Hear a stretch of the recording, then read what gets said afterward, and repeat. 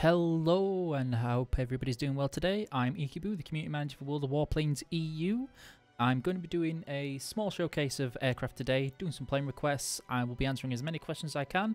If you've got any questions about the event or any issues recently, feel free to drop them in and we will see what we can do. I'm going to jump straight into the gameplay and we will get to look at the second week of the event. We're going to be playing standard conquest mode. But we're going to be trying to get some missions done and hopefully we can grind our way to the vampire. So if I get into the gameplay really quickly, I'm going to cover the changes to the camouflage system that hopefully some of you have seen, but for those who haven't already, we had a revamp of the camouflage system recently that involved adding extra bonuses. So previously you had a 10% concealment, which no longer really applies. It wasn't that useful. Now, with camouflage, you have additional concealment and extra effects such as reduction of AA effects. This now takes place when you have a camouflage for the season. So for this instance, we've got a summer paint scheme, not a camouflage, a summer paint scheme. It has 20% concealment. Some people will find that useful. I personally feel that it doesn't really help you in the game at the moment with the ways that the spotting mechanics work, and if you are hiding, it's not that great for your team. 10% reduction in AA guns is absolutely phenomenal. It's really helpful if you're in something like a ground attacker such as this and bombers. And tolerance to damage from gunners, better for heavy fighters and light fighters. Alternatively, for concealment, for a universal paint scheme rather than having one for each season, you have 10% concealment and 5% tolerance to damage from AA guns. You can put this on and you can apply the same one for each season. Or what it works out better, because all we have now is a 5% reduction to AA guns, though your plane does look nicer. If you want more function over looks, then you will need each seasonal camouflage applied. As you can see, we're going to apply each one for 30 days, so you can do it for credits, or 7 days for credits. If you want it permanent, that will cost you gold.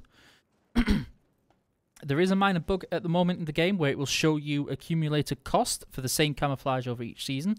It's purely UI bug, not an actual bug. It won't charge you extra for each time you apply it. It will charge you for the first time, and that's it. Nose arts also now have a feature rather than just looking pretty. You get 3% crew experience by putting on any nose art. So any nose art, they're all the same. It's a 3% crew experience. And then you have emblems that also now have a bonus of 2% crew experience.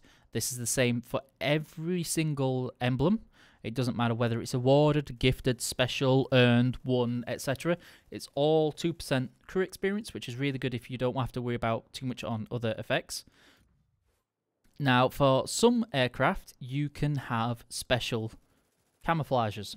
So, for instance, on this one, we have all these different ones where we have the standard concealment camouflage, ones for each season. And you have special camouflage, which will give you 20% crew experience. Absolutely amazing if you're training your pilot up and you want to get the skills up really fast. And then you have awarded. Now, awarded will usually come from special events and crates or seasonal events and things like that. And these will have different bonuses. This one is 5% aircraft experience. And this one has 3% crew speed for shiny. Everybody loves the shiny. The animal one will have a different bonus of 20% crew experience, as I mentioned. Or you can go with the standard, more functional rather than looks over that one. Now, I do love my shiny camouflage, so I'm going to stick that one on there again. And again, the nose art and the emblems are the same. If you want to see what they're like, 2% crew experience for the emblems, the same as before. 3% crew experience, again, on every single emblem. It doesn't matter which one. And click apply. So I'll check chat, double check on chat to catch up, see if there's anything on there. Hello Rune, hello Albert, hello Steve. Camouflages are slightly more expensive now, but they are also longer lasting than in a lot of other games. So it kind of balances out a little bit. It adds more function to them.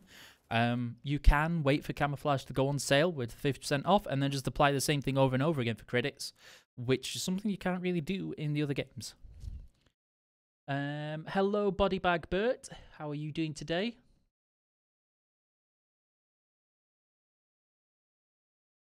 You can make your plane look how you want, Angel. You just have to make sacrifices a little bit. You're more than welcome to put some feedback in that you would like to influence the system or you'd like to be a bit different, that's what the feedback threads are there. Please feel free to use them. Special camo. So if you remember the bomber assembly event, Angel, in the bomber assembly event, you could earn those crates, and in those crates, you had a chance of not only bomber parts and aircraft, but you had a chance of special camouflages. That's how you get the Tiger Stripe BF-109 and the IL-2 Tiger Stripe skins and camouflages. From events, usually Christmas time, you will tend to get special camouflage crates that will help you get on there. Yep, Albert, I'm jumping into the battle. It takes a while to get in at tier 10 sometimes. And engine sounds are the same, it's just the camera angle change that's different. You can hear that now. The different camera angle will change the way you hear the engine, and because the camera angle changed in-game from pre 2.0, that's why you now have the different engine sounds.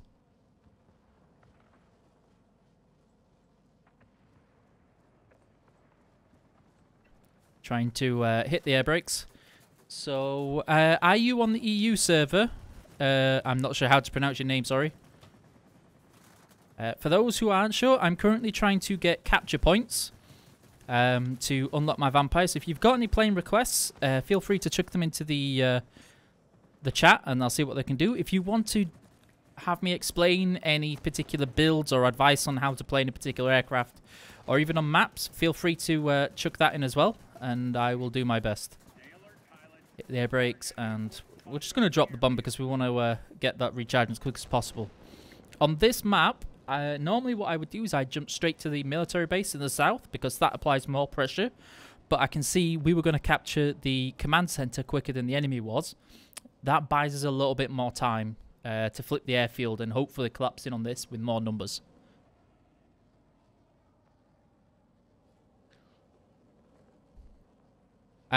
So there will probably be chances to get camouflage in future events, Angel.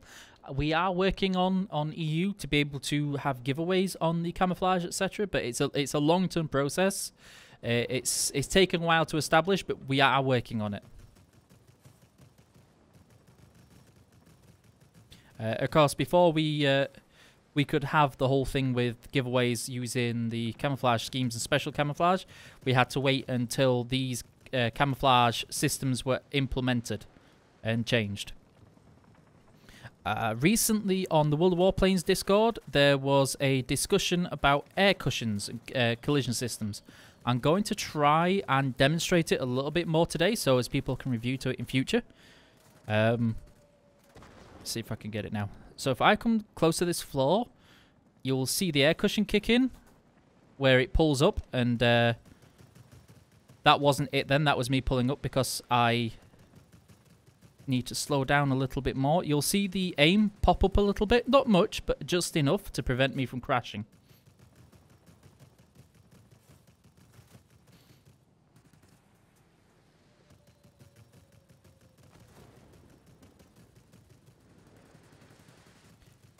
I'll double check on chat in just a second.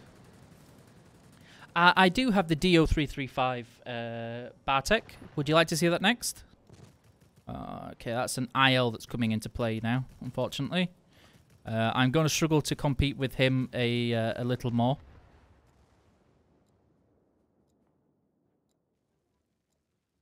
Yeah, everybody knows shiner camos are the best camos. As you saw there, I was traveling a little bit faster, and the direction that I was going was pretty angular to the ground, meaning that it was what's considered a hard crash. Hard crashes, you tend not to get the warning on a collision, and the air cushion won't kick in as much.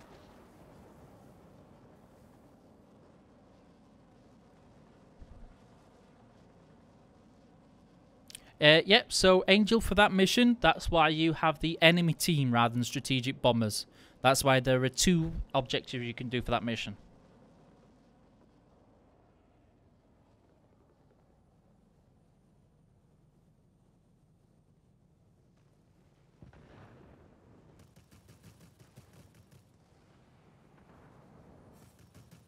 We're going to be fighting over this objective with the IL, and the IL will normally win.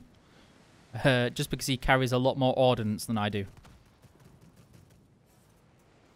Luckily, I think somebody took him out, so that's great for me. My mission that I'm currently on right now is earning capture points. So you can earn capture points by playing a ground attacker or a bomber and attacking a sector, or you can get it by being in a light fighter, for instance, and defending a sector that you own.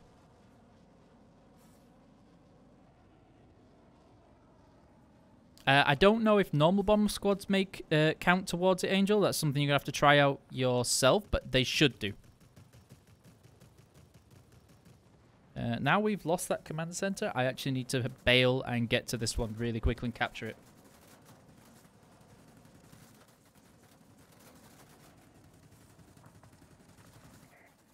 Our military base is launching strikes on the enemy.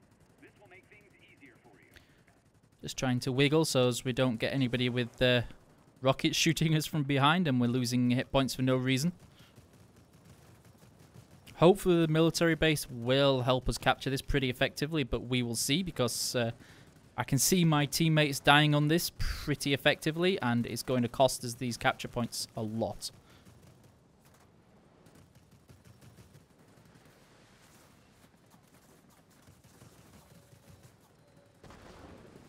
Let's get rid of these AA guns. Hopefully I won't take as much damage then.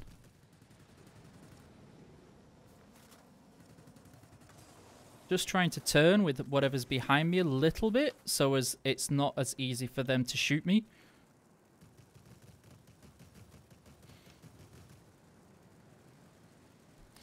Then I might be able to get this killed rather quickly. There we go, just in enough time. And now that, because the worst thing that that person could have done was dogfighting the ground attack, and when he's dogfighting me, he's actually wasting the team's effort. He is really good at hitting ground targets. He's not very good at shooting air targets. That is possibly one of the worst things he could have done for his team. As long as I can respawn and capture this now, we actually stand a really good chance of flipping this into supremacy battle. This military base should capture this in enough time, and we're very close to capturing the other command center.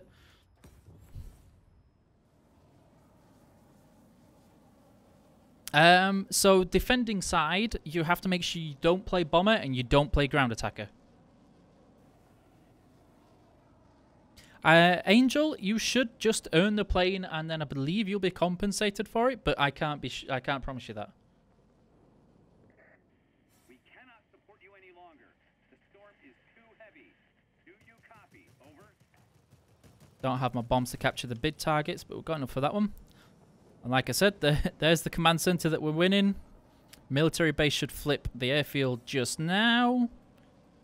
And there's the supremacy. That's now going to allow us to catch up and possibly take over the enemy's work on the sectors. I'm going to redirect myself to the military base just so as I can buy myself a little bit more time if it does flip to these bombers.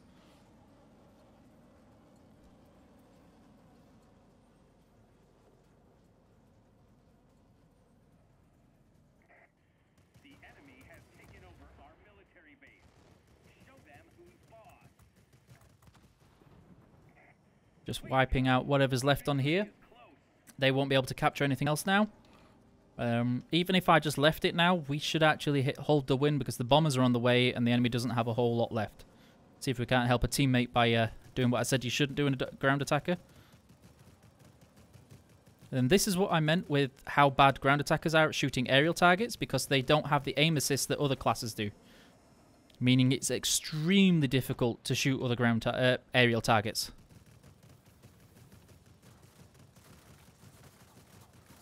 But it does mean you can do this diving attack onto ground targets now.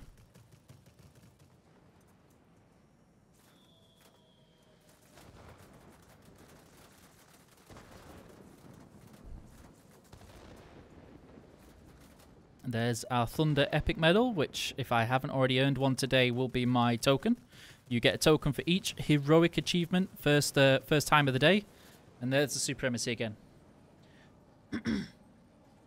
Katya, there is an aim assist. This is to help sort of players without as much skill, etc., be able to perform better in the game, and it also allows for the new game in 2.0 with the way the aiming changes, because you no longer have a leading aim reticle. This is to help with that.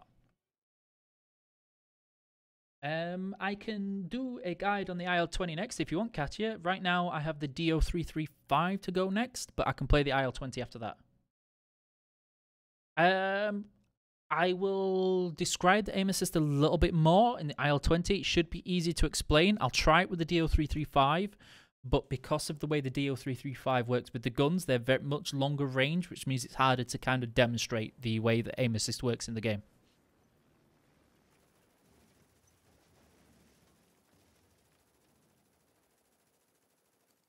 Sorry, so the person who requested the DO335 is saying, are you sure you want me to go to the IL-20 next, Bartek?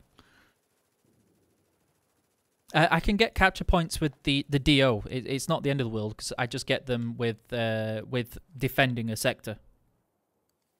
This is a Logitech Extreme 3D Pro, I think is the full name. But if you just search Logitech joystick and put 3D on there, you'll probably get to this one. It's one of the more popular joysticks on the market because it's cheap. It's simple. I love the button layout. There are probably more reliable and probably better built joysticks out there, such as the really expensive Thrustmaster joysticks or Hot-Ass joysticks. But for an arcade game, for what this offers me, it's perfect for how much I spend. Okay, so IL-20. When I don't go too far. IL-20 is one of my favorite aircraft for a long time. Previously, it was because in 1.9 you were able to do so much damage. It was insane. On this one, with the all-ground attackers... Sorry, I'm just going to catch up on chat before I continue. Okay, XR, thank you. Remind me of that after this game, and then I'll play it.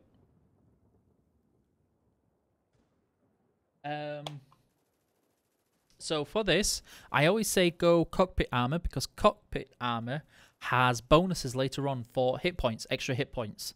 And that's perfect for your ground attacker. Your ground attackers want more health than anything. That should be your primary statistic you want to improve.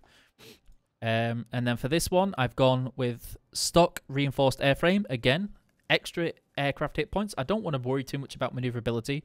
I want to worry about making sure I last as long as possible against all those AA guns.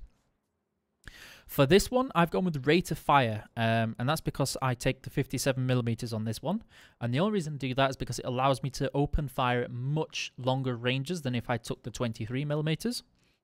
I take a fire extinguisher because ground attackers will usually get set on fire when lots of things shoot at them frequently enough. And then engine restarter, purely because there is nothing worse in a ground attacker than having your engine taken out, and that slow inevitable death when you plow into the floor, and you know for a fact the person that's just taken out your engine is going to laugh at you and watch you slowly plummet to the earth.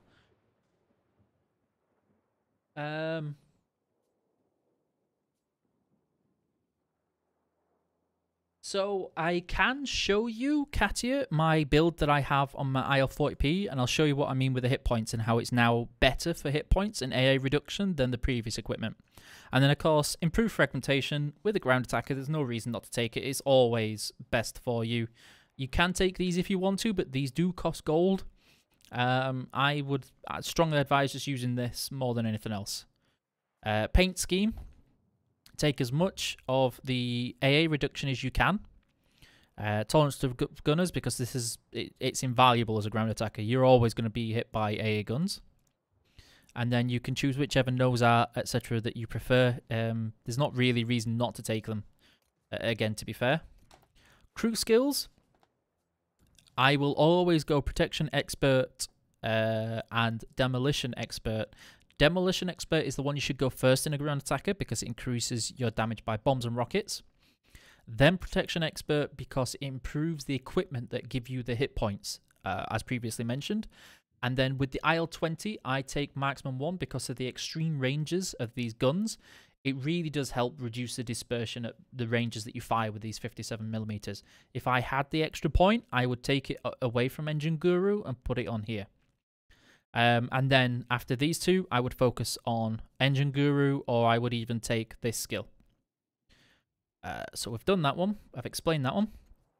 I was going to show you my IL-40P build. So when I talked about how the new equipment can really help with the hit points on your aircraft, is there you can see my protection expert you can see where I've got equipment that focus on those hit points, and you will see I have tolerance to AA fire again, resistance to damage, more tolerance to AA guns and aircraft hit points, and then I've got more aircraft hit point bonuses. And what I end up with are these skills here. You should be able to see them okay. So I get an extra 30% aircraft hit points, and then 40% of that 30% added on, which means my aircraft now has 3,600. There's a UI bug at the minute where it adds up to wrong. I can show you that in the game later. My AA resistance is 35% instead of the old 20. So yeah, when you build it and you take the time to build the plane with the new equipment, you can get huge bonuses and benefits from it. So I'll go into a game next with this one.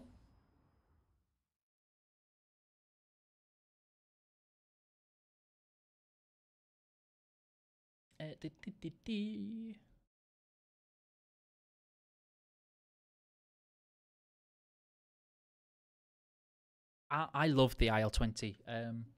Hello, Greg. How are you doing today? One of the main reasons I love the IL-20 is in patch 1.4, I believe it was. I was the last ground attacker standing. I was the last aircraft in the whole game standing against 13 enemies. And with the 57mm at that time, the way the crits work, you could actually one-shot things with them because you blew the wings off. And I managed to kill 3 aircraft in the head-on with the guns straight off. I killed 2 with rockets, bomb-trapped 1, and then I managed to win the game with the rear gunner and front firing, and that was amazing for an IL-20.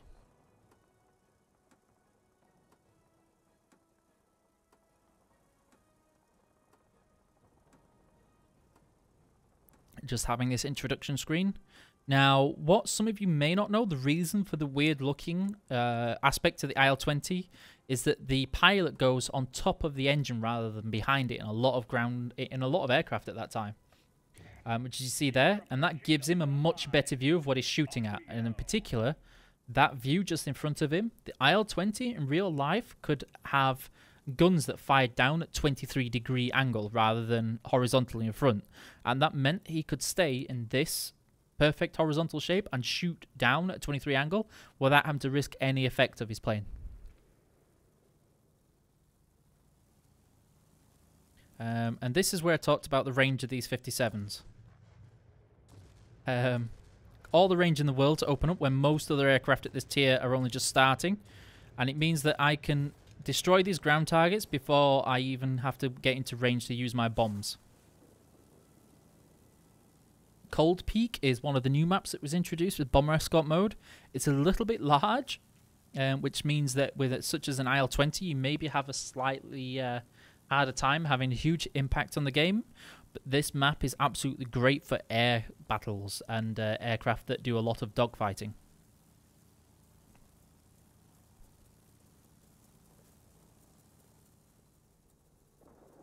Let's have a look. What did you do this time, Angel?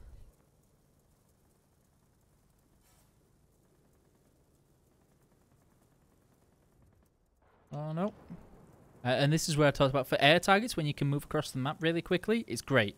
If you're in something slightly slower, you're usually playing catch-up with the team.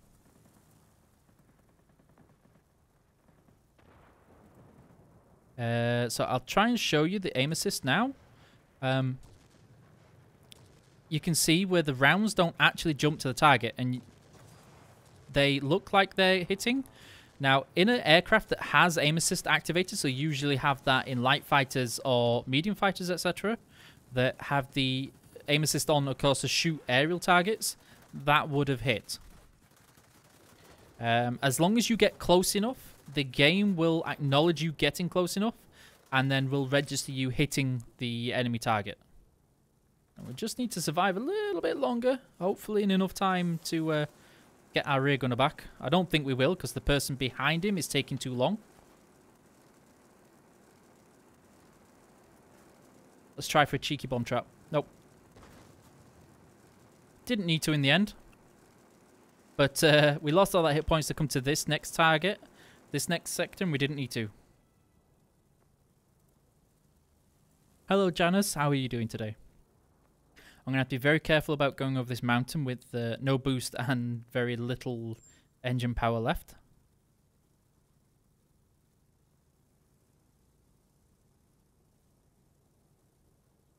Come on. You can do this.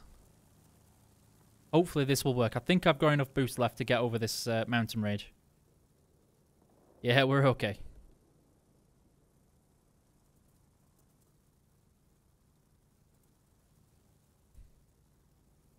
No, I should end up dying over this sector because of how few hit points I have left, and there are a lot of air guns here. Hitting the air brakes to slow down our aircraft to make sure we get more time on target. And then it should only take one rocket to kill those off. No, two. So that's an aircraft shooting at us. Not going to bother using the fire extinguisher.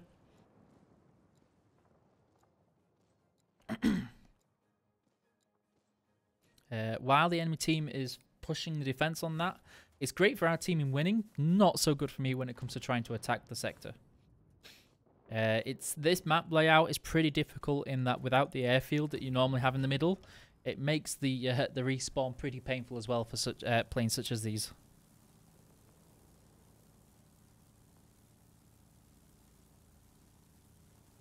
But I love the IL-20. A huge fan of these 57mm guns being able to hit ground targets, 1.3k range.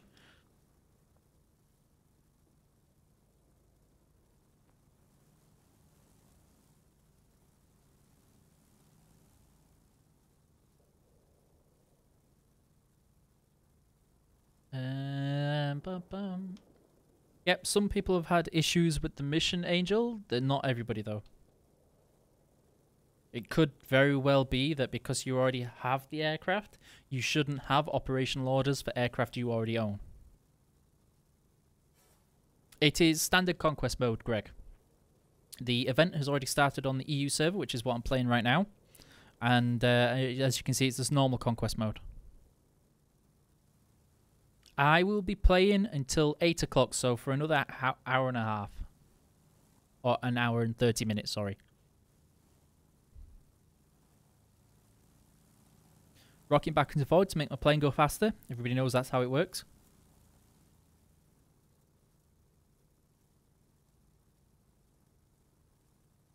I believe it's not up to me to choose the aircraft, of course. It's down to developers. But I believe they haven't done that because it would be somewhat more game-breaking than the I-215. And people already struggle quite a lot with the 57mm. So I imagine the struggle would really be severe with 76.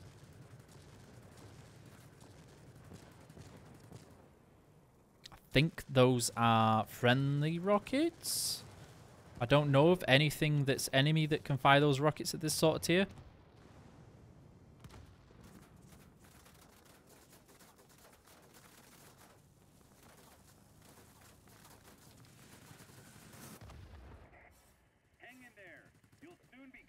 Oh, fix the engine. And this is where I talked about having a broken engine with a ground attacker is a bad thing usually. Just going to keep an eye out on that aircraft that's there.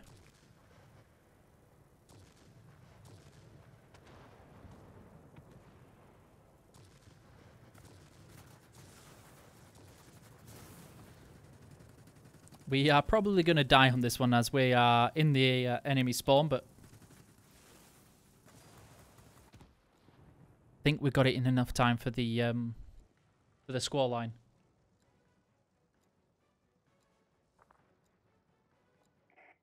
That's it. There's no way to break through for you now. You're on your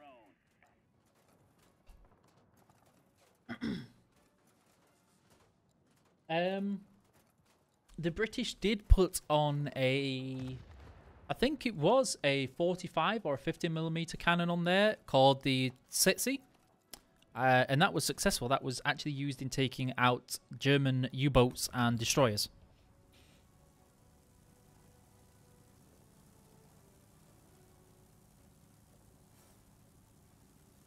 It's going to be a win. We didn't get to do very much in this battle, unfortunately, with the the range on this one.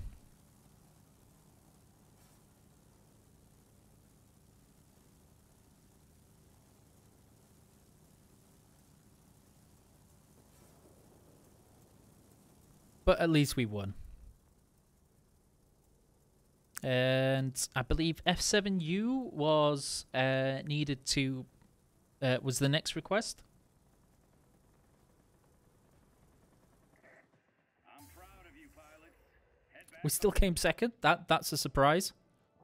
To still come second.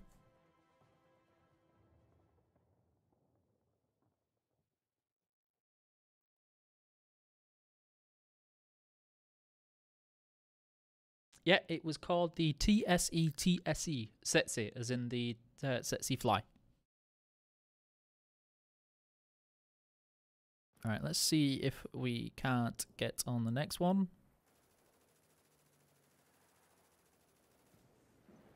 F7U.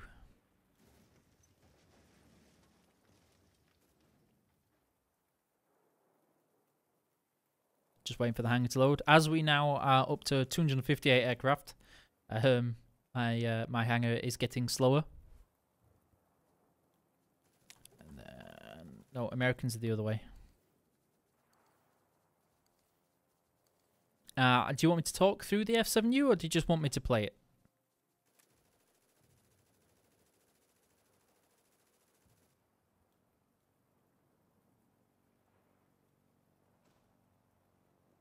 Alternative configuration is planned for the future, but there's no definitive timeline for it yet. We're going to have a look at the camouflage again.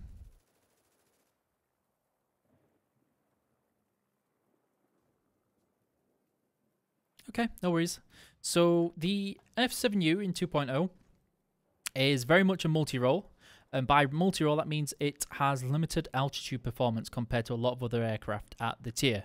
Now, it's still 1,800, which is above average for a lot of multi-roles. You can go up to 4K altitude without suffering too much, but you will notice it quite drastically. This aircraft has large bombs, again, because it's a multi-role, 4 500-pounders. 5,200 damage is not too bad, but the blast radius is a little low. It's pretty good at taking out smaller ground targets if you need to. If you're really good at it, you can take out ground attackers by bomb trapping them. The 420mm cannons they're actually really good. The range is pretty decent, but because they are fuselage mounted there, just above the intakes, they're pretty accurate. They have nice convergent rates, and you don't have to worry about the ranges that you're hitting things or aiming things at. Maneuverability is pretty good for the aircraft. The airspeed is phenomenal for a multi-role, because all multi-roles have quite a large boost radius on there. I've taken improved mixture purely because this is better for the most part, but I like this having extra thrust on the engines. It allows me to chase after heavy fighters a little bit better than what I would normally be able to do. I've taken myself for more maneuverability. You will find in this aircraft your biggest threats generally are light fighters more than anything else. You can chase after, you can outturn everything else that's a bigger threat to you, such as heavies anyway. So I want to try and make myself a little bit more competitive against light fighters. This means I've taken my control surface, because this aircraft, with the type of rudder control and tail control that it has, when you lose one of those, it handles horrifically. You really do lose out quite a lot. I've then taken gun sights to help improve the accuracy of the 20mm, do a little bit extra damage. When I upgrade this in the future, I will be going for extra crits. And then fire extinguisher, because of course it's always good to not burn your plane to death. When I eventually unlock my forward firing, I'll be choosing rate of fire more than anything else, I believe. It can really make a big difference on the 20s. It fires a lot like the Pancake, so if you've played the Pancake, you'll know just how good the weapons are. And then for the engine, I will take the extra thrust with increased chance of fire, just to improve the engine performance on there. Outboard weapons, I would probably actually take off the bombs to improve the handling of the aircraft. So I'll go into the battle in there. The reason I don't worry about too much going for speed is because my biggest focus should be taking out ground attackers and other multi-rolls. I don't want to be chasing after too many things that are faster than me, because that means I usually end up having to climb too high. And if you're climbing in this thing, you're going to suffer. There are no plans right now or for the foreseeable future to make 3-man flights, purely because of how broken it can be in the current configuration. Okay, sorry, Bartek. Thank you very much. So, yeah.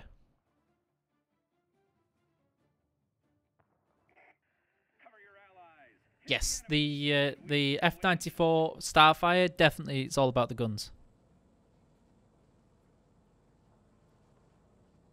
Let's have a look. So this map, our main focus should be helping to capture the airbase, and then defending this or killing the ground attackers that go onto the mining plant to capture it.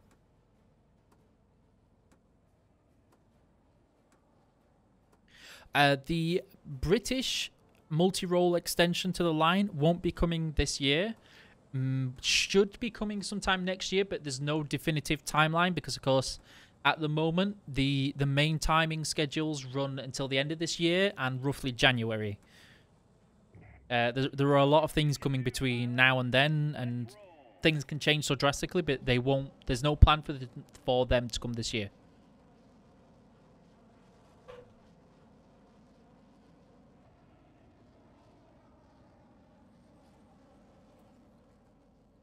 The reason I say should, Angel, is because schedules in gaming can change very, very, very quickly. Sometimes there's a bug or a lack of resources at the very last second before things kick in. And this is where I talked about the lack of maneuverability can really hurt you. And having the extra maneuverability can help to take out these really annoying aerial defense aircraft. Getting the sparkles. There we go. Always wait for that audio feedback. For those people who watch frequently, I'm sure you're tired of hearing it, but the audio feedback should be your main focus on adjusting your aim rather than visual, because visual is more server-side rather than more client-side than server-side. So you will see you're hitting, but you're not actually hitting. We are picking a fight we can't win. A Yak 30 is going to bully us no end. We're going to get out of the AA range, and we're going to pick the fight over our AA rather than the enemy AA.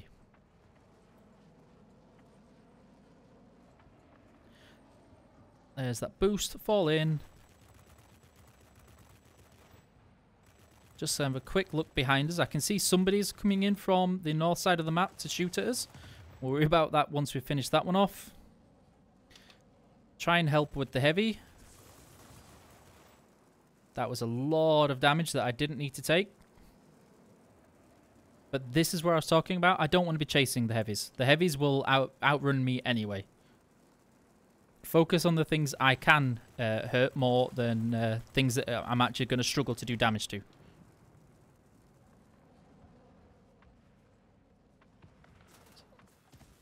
So, based on that damage, he's using the 30s on his HG2.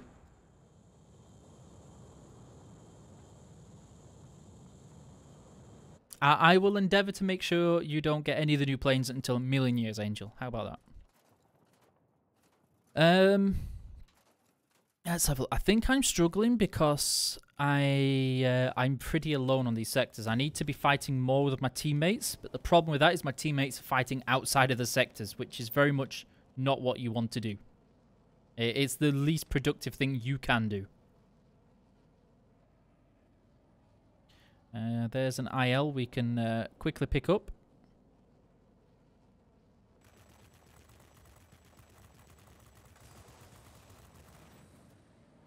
And the reason we're not going to jump straight behind him is purely because I know he's going to jump into rear gunner mode. And we're just going to get away from that. We're not going to worry about chasing that engagement and then getting critted too much.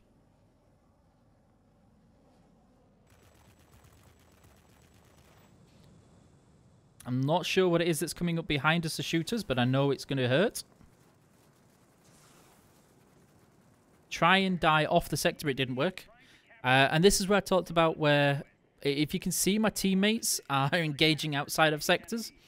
And it's never going to help. at all, ever. Like, never, ever. It's the worst thing you can do for your team. This fighting here in between these two is not helping anybody. It's not going to get you sectors. It's not going to do anything at all.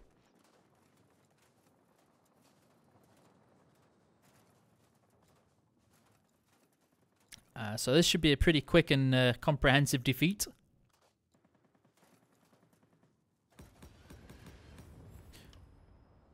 Don't think we'll get a chance to help capture anything in enough time.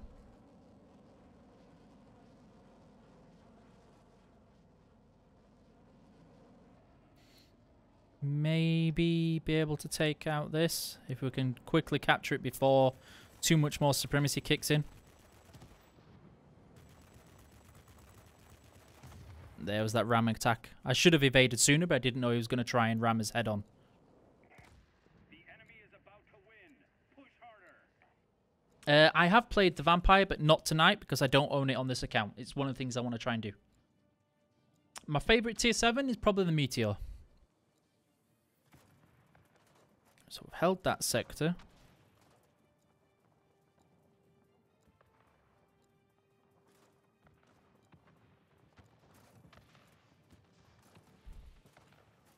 The answer to that, Jakob, would be the same as last week.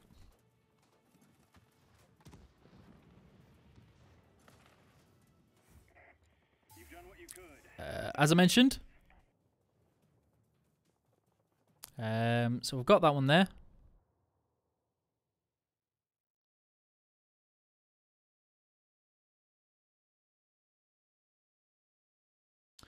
Bonjour, Crash Ice. How are you doing today?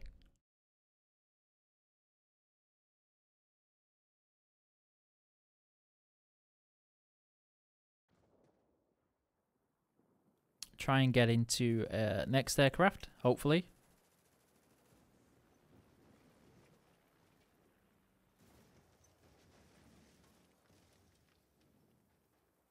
Yep, the main thing is that the World of Warplanes team is a lot smaller than other Wargaming titles, so it takes a lot longer to, of course, code, test, and introduce all of these designs. There are a lot more aircraft proposals and prospects being tested in the game before they're put in, so we'll see how that goes. If nobody has any other requests... I don't have the Vampire yet. The Vampire is the mission that I'm doing now. Which you can see I've got to get 8,000 capture points. We didn't get to get too many in the last game because our team lost quite comprehensively and I didn't have enough time to defend anything.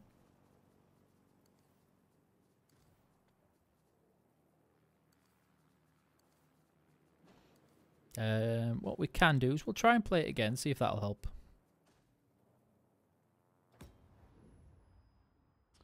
Oh, you've just asked for the 1101 after I've gone into the game. Well, hopefully we can do that, but we'll see what happens. Should be able to leave the battle. Okay. Yeah, I can play the J8 after the Key 94, which was requested.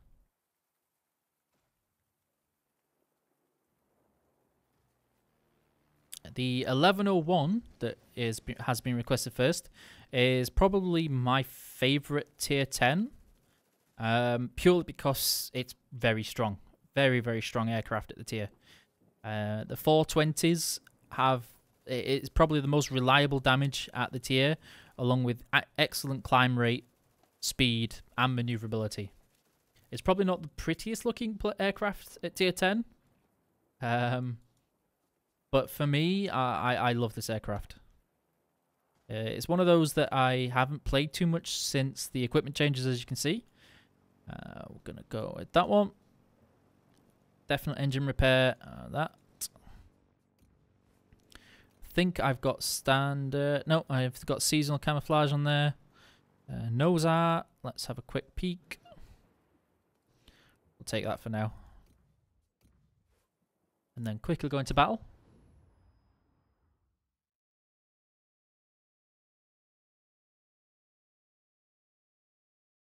Yep, Rune, I can play the Javelin after the J8.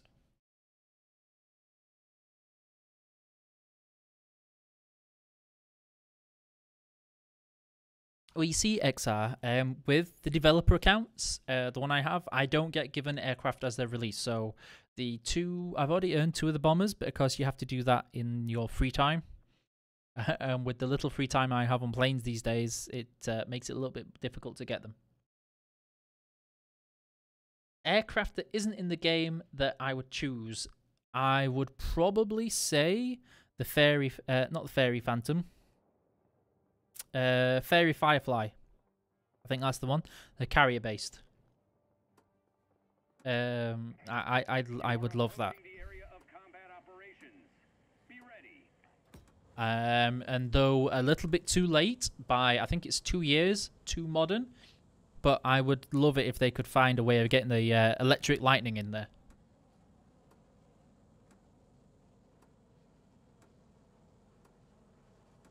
The Gladiator is nice, but the Firefly carrier base, it was such an effective aircraft, it was scary.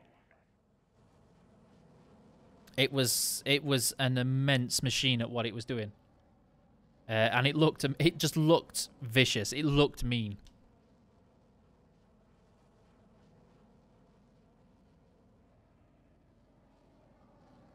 You can see the maneuverability on this aircraft is absolutely just a joy. It's a very easy aircraft to play at tier 10. You don't have to concentrate too much on what you're doing. You just turn if you want to turn, you boost if you want to boost, and your guns are so reliable that you'll do damage at whatever you aim at, really.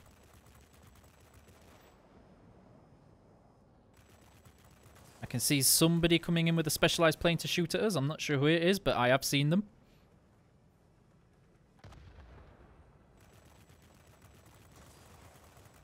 Hopefully we did enough burst damage there. Going to activate our turn skill just in case. But yeah, we got them. It was okay. Alright, broken tail. So that should allow us to do this pretty well. But the bot was having none of it. The bot was going to defend his teammate very well there. Lancaster bombers are going to be introduced to the game, but not for a while. MiG-15 is okay. The Bearcat, from what I remember last, there are no plans to introduce the Bearcat into the game.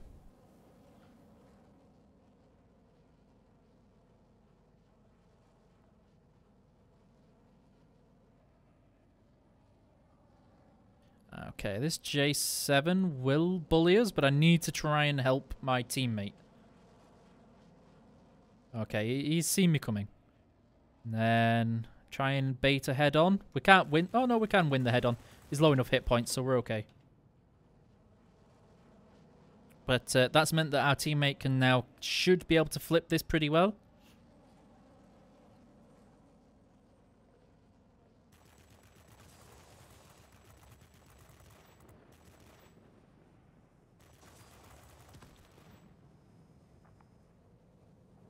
Let's try and clear his tail a second time. Oh, never mind. Not needed.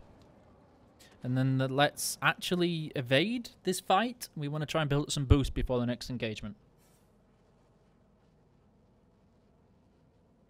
I've seen the model of your J7W2. I believe you posted it in the model competition, if I remember correctly. British bombers are due at some stage, but not for a while.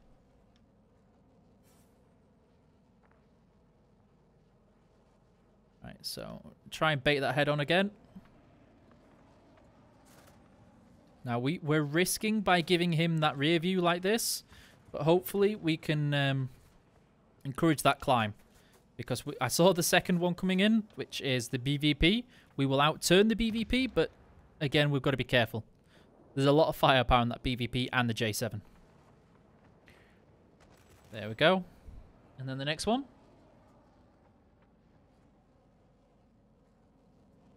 As you can see, this thing keeps its speed so well.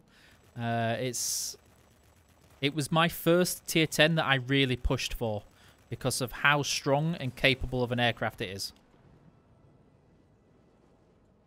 Let's have a look at what's behind us.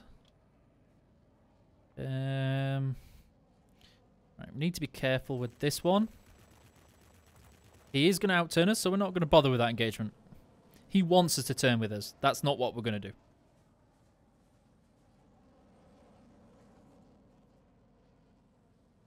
So we're going to leave him, ignore him, and just bail. This is the whole boom and zoom thing. Bail out the engagement and then go with something else. He's going to try and turn again. He's going to try and get us to turn with him. We're not interested.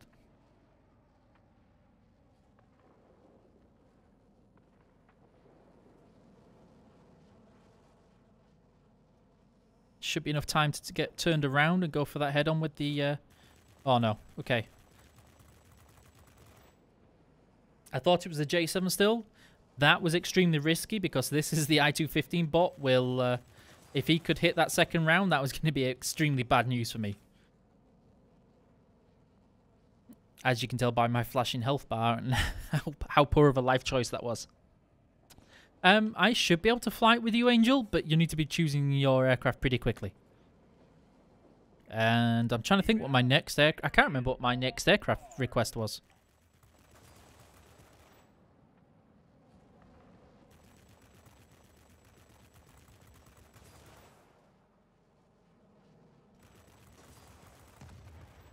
Oh, I'm not sure what it is, but it's uncomfortably close.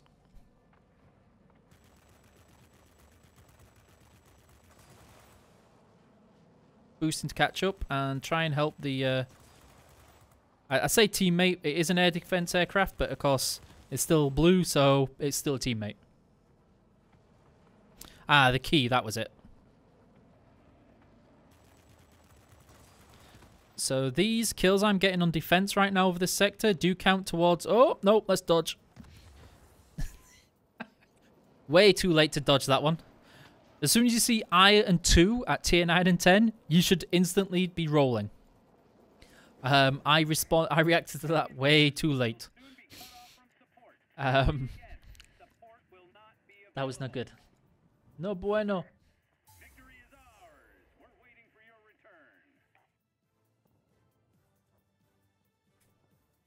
return. So the next one was a Key 94.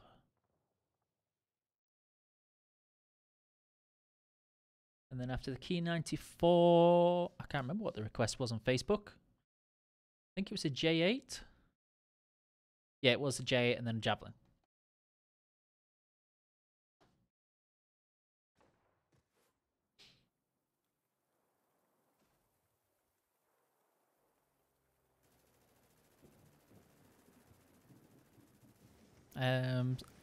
As again, I'm hoping that kind of showcases how easy that plane is to fly. It's very easy to do a good job in that plane.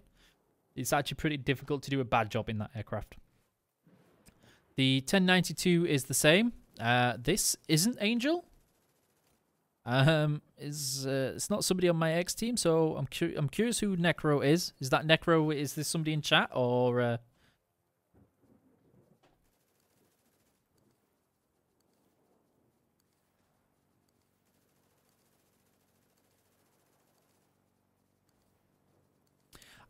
There were /R plans for the American bombers to be in time for Thanksgiving. Again, it's not promised. Things can change very quickly. So I'm just checking if Necro is in chat, so I'm not ignoring them. Angel did ask first, unless Necro has been in chat and asked before and I missed it.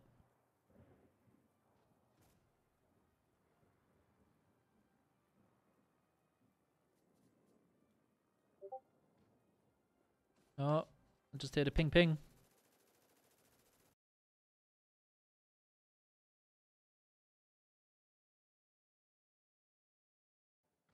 Okay, so we'll accept Angels. Because, again, he's in chat, he asked first. With this aircraft, I haven't finished my pilot skills on there. This aircraft, I traditionally would set up as more of a boom and zoom style of aircraft than a pure turner. This aircraft, the Key 94, has absolutely insane engine performance that you should take advantage of. The turning is already really good, but the engine performance, the boost power means that you're more than capable of chasing heavy fighters for a short period of time when they're climbing to run.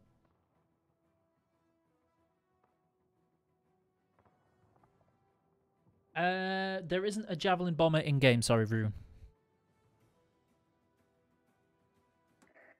You are approaching the area of combat operations. Be ready.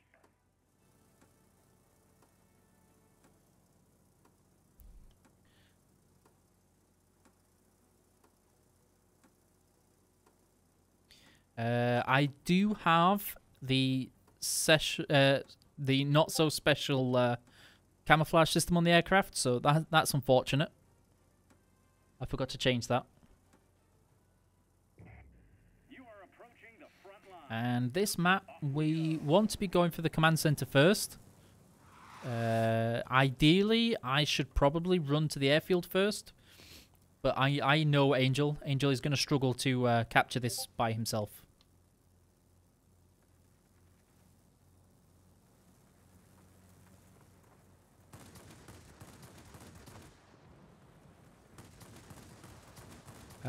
Yep, you can hear the rather hefty firepower that this aircraft has. It's not lightly armed. I think it's 230s and 220s. Yeah, 230s and 220s that it has. Same as the Tier 7, but of course, it's still not a small amount of firepower on a light fighter.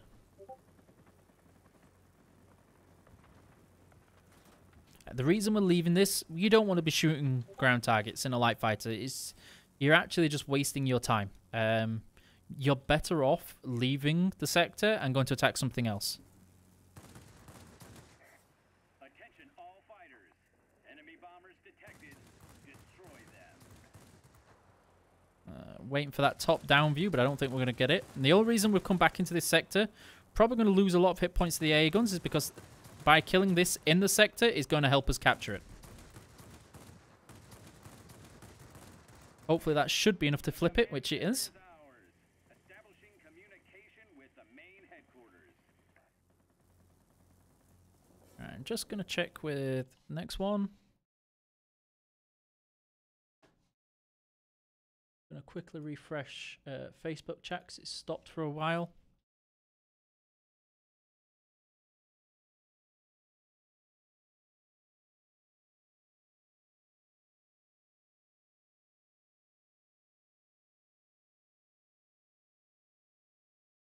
When my game stops taking me out of what I want to be doing.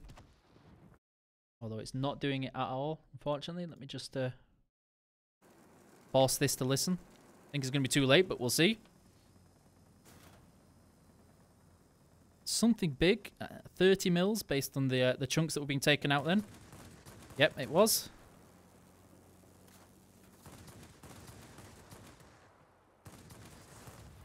And Pancake picking us from the rest of it. Okay, so looks like the stream went down for a little bit based on that one. Hopefully Facebook stream is back. Hopefully I didn't miss too much on that refresh. And we're actually gonna go south on this one because I can see they're starting to capture this mining plant, and there are not a lot of blue arrows over there.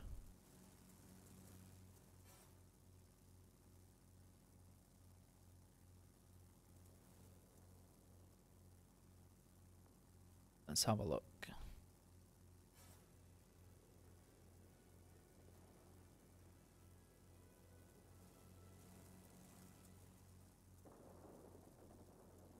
Deal with multi-role first.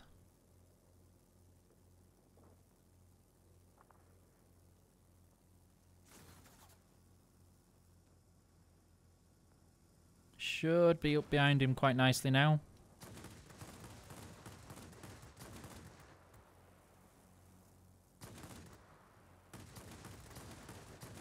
I don't want to be chasing him out of this sector, but if I leave him, he's going to punish me. hitting the air brake so I don't overshoot him.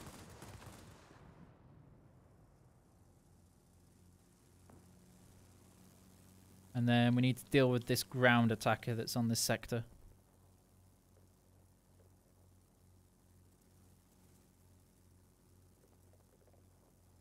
We're going to fly as low as we can purely because the AA is less likely to do a lot of damage to us. But we have to be careful of, course, not angering his rear gunner too much. And not getting bomb trapped would also be a good start.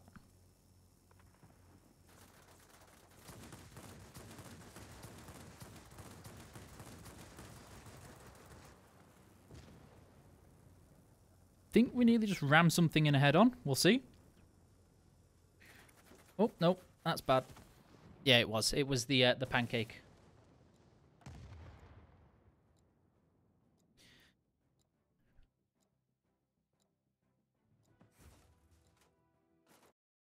And if the Facebook chat broke, that usually means the Twitch chat broke as well.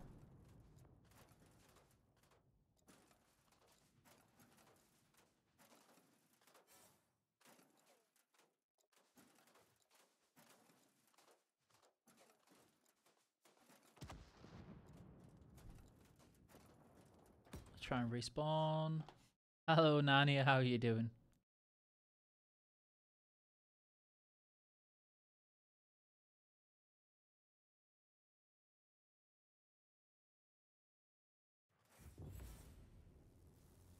We are not going to be able to capture that mining plant alone, unfortunately.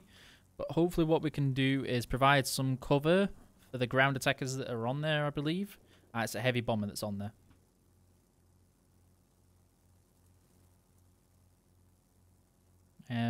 I could. The other option is escorting our bombers to the enemy command center.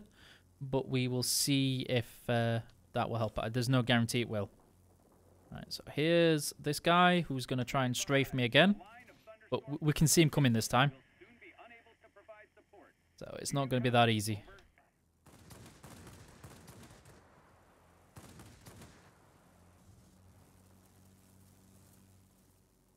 Alright, so he's going to dive away. I'm going to leave him to it. He's going to be there, so leave him to that one. And then try and bait in a couple of shots from head on. I don't think he went for it. No, he did. He went for it.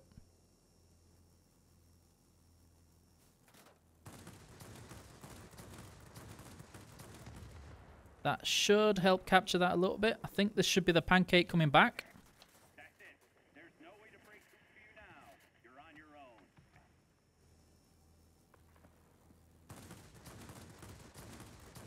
I was hoping for a crit tail, but no joy. We actually don't want to be fighting this person over that AA. That AA will absolutely decimate us. What we're going to do is we're just going to run away. Just run away and get to the airfield where our AA is, and there's going to be a lot of more friendly targets to help us. I can see Angel helping our teammates win.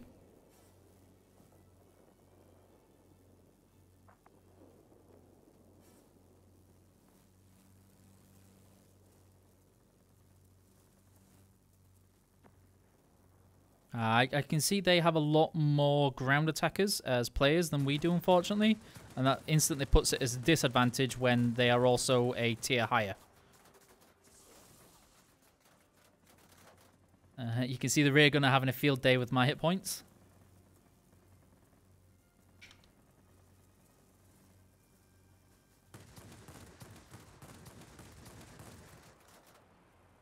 This is going to be extremely difficult to not die over this much AA and get some kills as well. Go do a lot of maneuvering and try and get out of some AA range and let some hit points regenerate. Which helped a lot. So we got that. We definitely need to let some hit points regenerate now.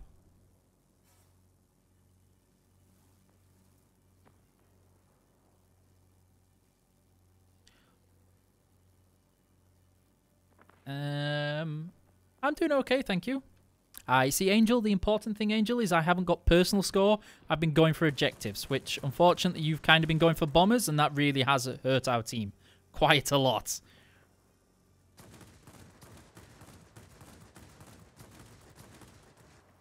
Right, set the fire. I'm hoping to try and disengage because I can see something coming in. I'm not sure what it is, but I don't want to be playing with it too much.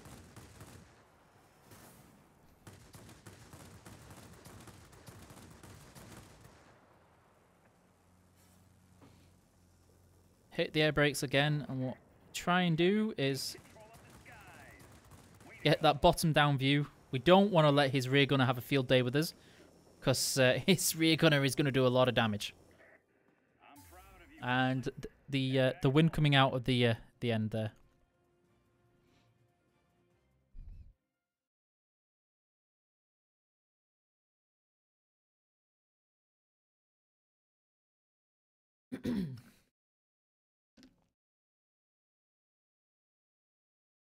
The next request was the J8M.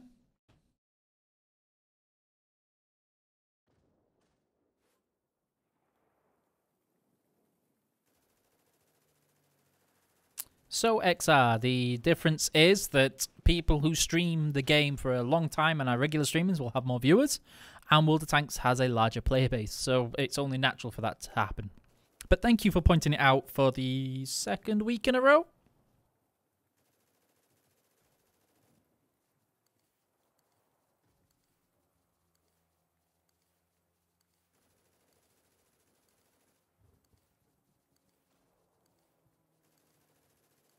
And scrolling away to the J8M.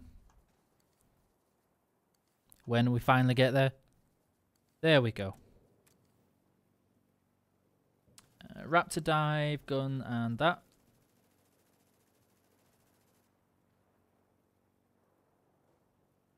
We don't want that one. We do want this one.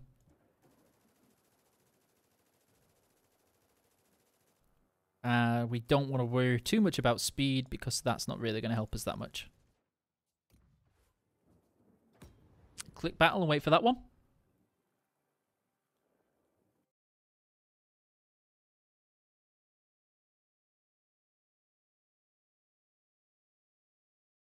There are a lot of messages to look through. It depends on which ones they were, Skodik.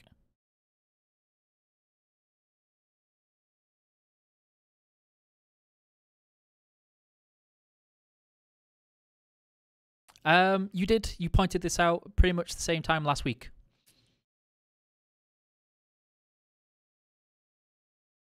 This doesn't have the yellow one, but it does have shiny camo on there.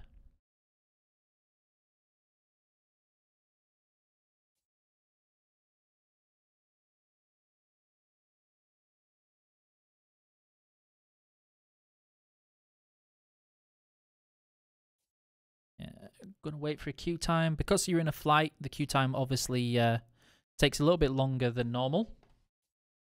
It tries to match you up with other flights, and if they're not in the game or if they're not in the queue at the time, then it does take a little bit longer to try and fill it with other things.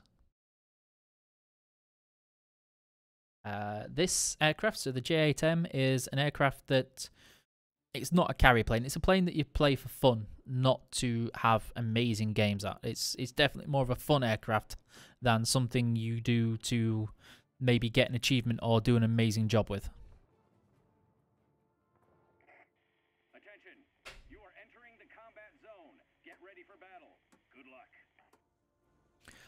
The camouflage system, now it's been changed, can mean that more interesting, more versatile camos can be introduced in the future, but as of right now, of course, it's making sure that the camouflage system is right, and worry about introducing more fancy things later. So this is the shiny camo for the J8M.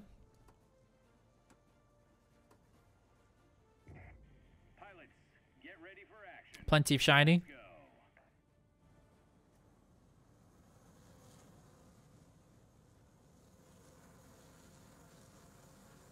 This is a rocket propulsion system, meaning that you don't have a traditional cruising speed in that you boost and then your engine will keep on providing thrust.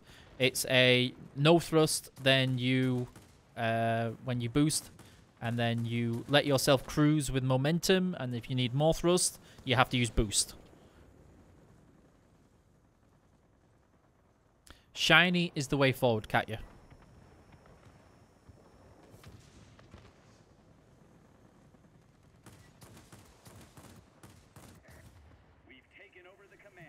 So we've got that one done. We captured that a little bit too fast, unfortunately. Get a lot of altitude to the next engagement. We don't know what we're going to be hitting next.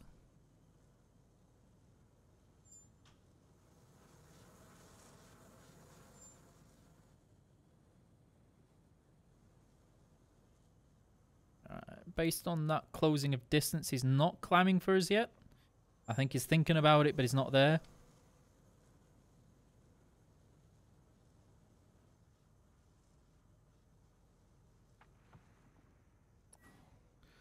Raptor dive kicking in, which means we should have a lot more fire and crit chance if we can eventually hit the Spitfire.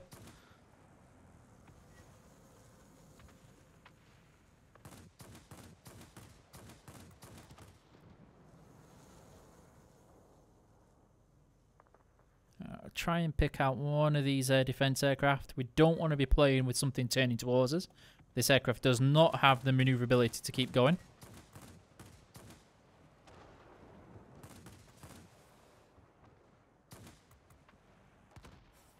There we go. Let's have a look at the next one.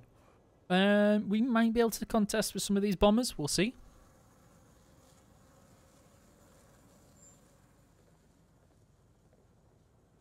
J4M will bully us if he's allowed to turn with us.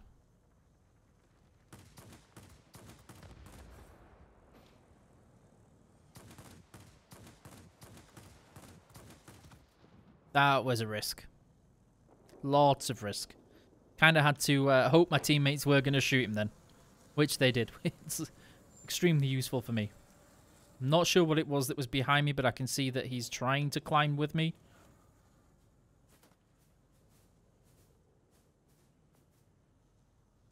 Should be stalling out. Maybe. Yeah, he did. We've got that one done. Let's have a look at this heavy. The only reason we're going to deal with this heavy first is because if we start going for the bombers and then we allow this person to shoot us, he's going to do so much damage to our hit point, to our plane, and take off so many hit points. We won't be able to stay around shooting the bombers for very long.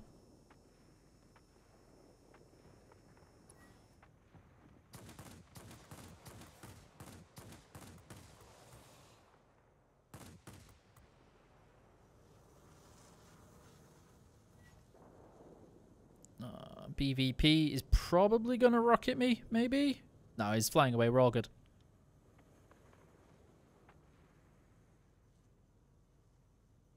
Yep, well, the problem, of course, with this game is you've still got to balance the aircraft. So you can't have things as a runaway as maybe what you did in real life.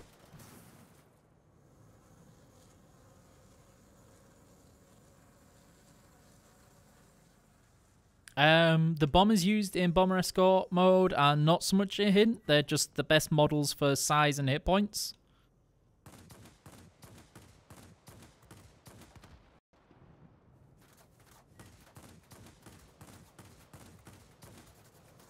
Let's go.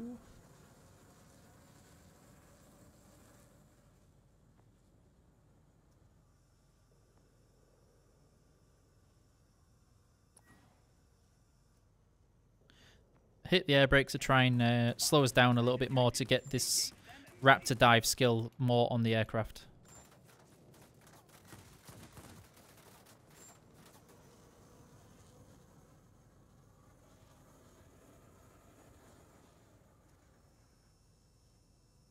The reason you don't have a Catalana is because it's pretty difficult to put a seaplane into a game that doesn't really have a need for sea landing and sea mechanics.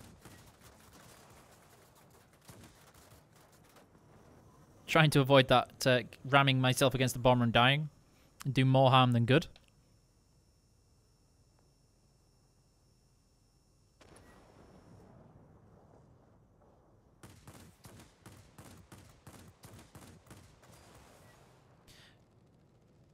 a lot of aircraft could go at those speeds and more, Katya.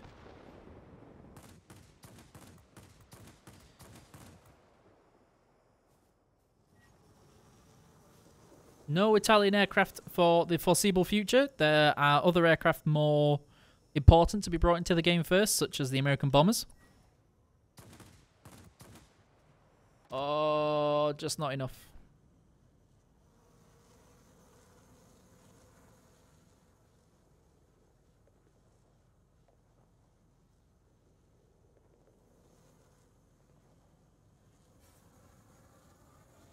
Let's have a look. Hang in there. You'll soon be cut off from support. There's one. Again, support will not be available. Great job. No enemy bombers have broken through.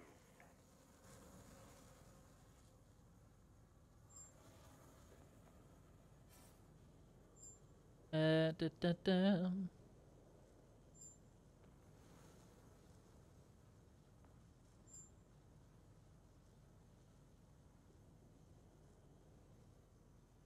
If you have that kind of feedback, Skodik, the best place to do that is on the forums rather than on the page. Victory is close.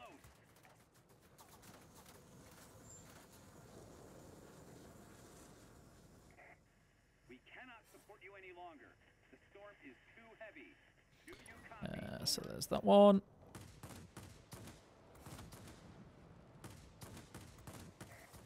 The command centers are ours, awaiting help from the front headquarters. Well, you see, if you went with shiny chrome paint, you would have nothing to worry about, Katya. Because you can't go wrong with shiny paint, right?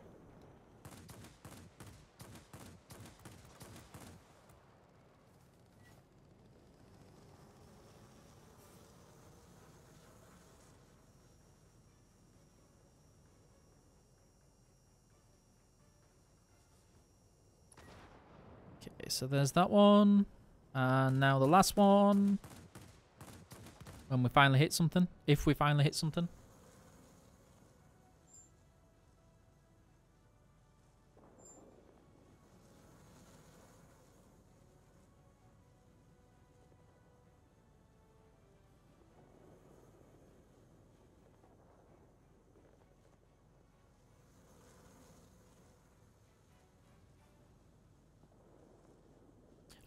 There are things you can use on the model kits, if I remember correctly, that do thin the paint a little bit more.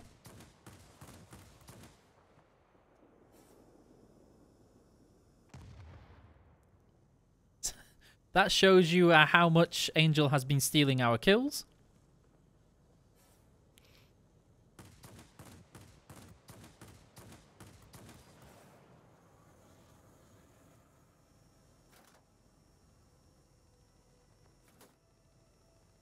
Don't think we're gonna get this. We might get this winning time for the the military base not kicking in, but we will see. It's going to be very close. It was very close. We're waiting for your return. There was the Predator. So again, as I mentioned, this aircraft is more for fun rather than performance. I always look professional. What are you talking about, Hillbilly? I can't remember what the last aircraft request was. I need to try and find it. I can't find it on there. So it was the J8 and then it was the Javelin.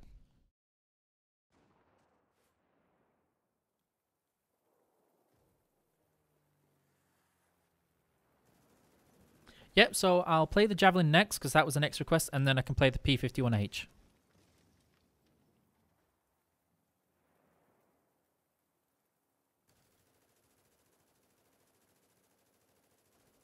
Just wait for the hangar to load again.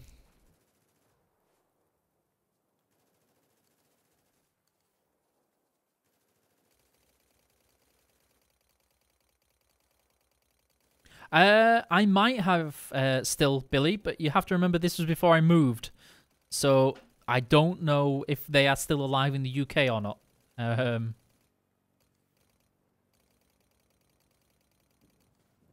so there's my Javelin. I absolutely love this aircraft. This is one of my favourites. Not always so practical, but it's definitely my favourite T10.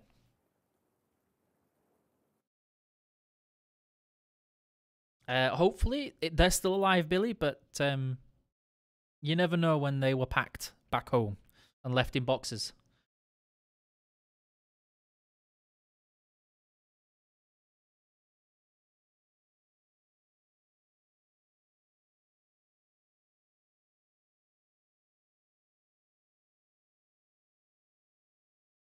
So win rate statistics take a while to gather with that one, and defending is actually really easy if you play to actually defeat the bombers. The problem that a defending side mostly had, yes, it was difficult, but the problem that was experienced by a lot of people in defending was that too many people were still playing for personal points. They weren't playing for the team. If you have just two people with decent firepower going for the bomber waves, you will win on defense. If you have 3 people going for bombers on defense, you're lucky if the attacking team will ever win. Problem you had were too many people were trying to focus too much on ground attack and neutralization and chasing after people away from the bombers. And that really did hurt you as a defender. Hello, Darklaw, how are you doing? This game is free to play, as you know yourself. Right now, Billy, there is no defending. This is the standard game mode. Next week, I can't remember if it's next week or the week after, that is Bomber Escort mode. But when Bomber Escort mode is back, I will be playing it. So I'll be able to show it off some more.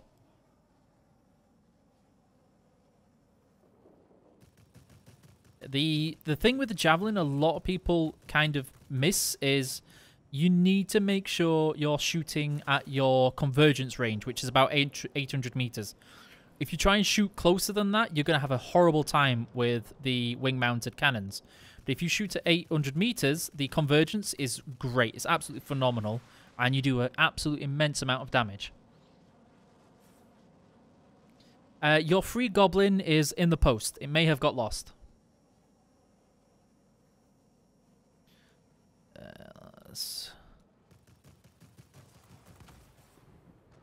Pop.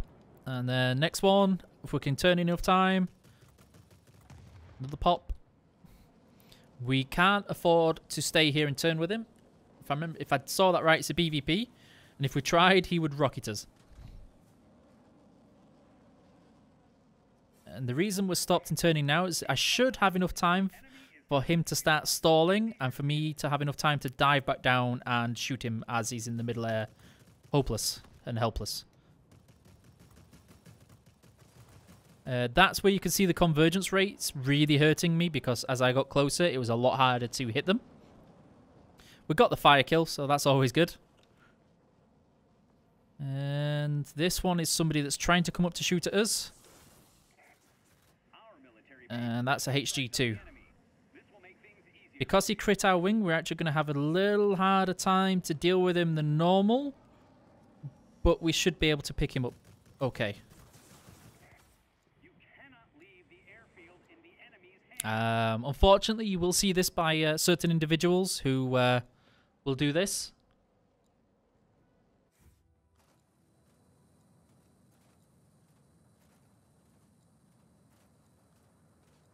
Right.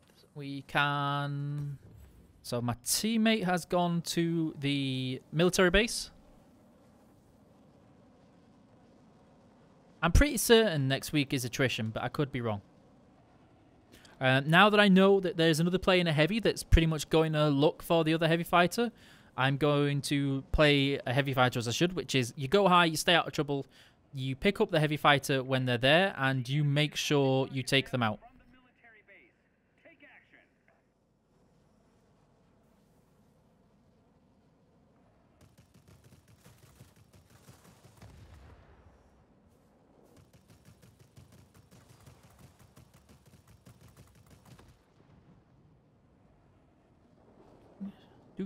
Trying to help my teammate really quickly while dragging an enemy to another teammate.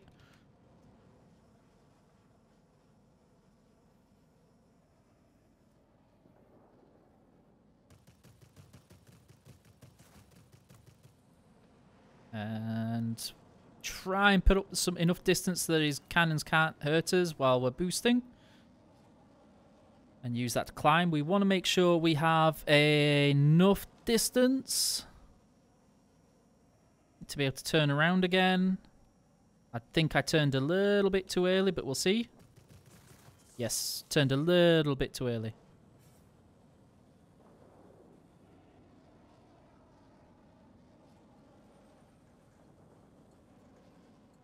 Tail's broken, so we have to buy our time a little bit more.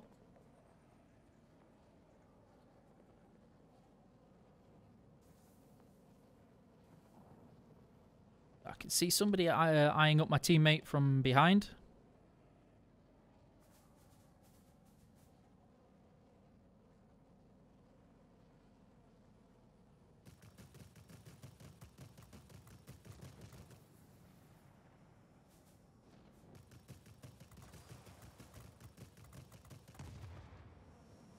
And I got that right.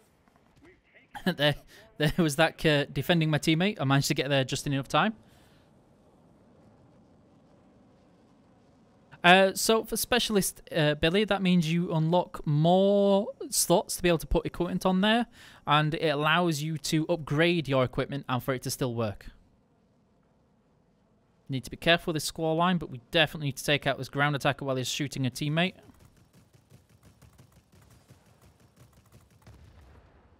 Oh, don't hit the teammate. Hi, Ivan. How are you doing?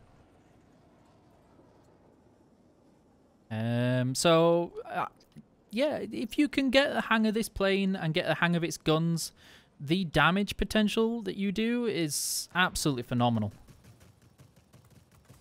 That top-down view that I had there, if you can learn to aim, is great for putting in a lot of damage very quickly.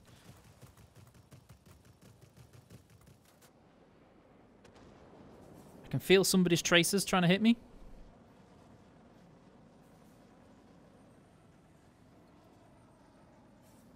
Get a lot of distance. Oh, that was lucky.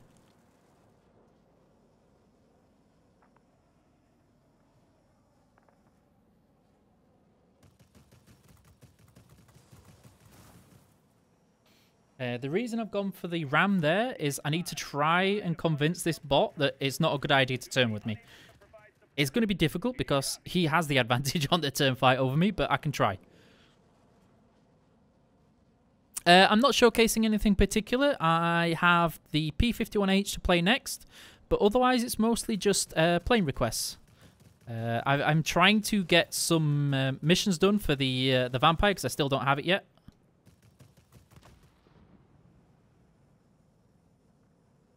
This involves getting some capture points, which I need to do by defending or shooting ground targets.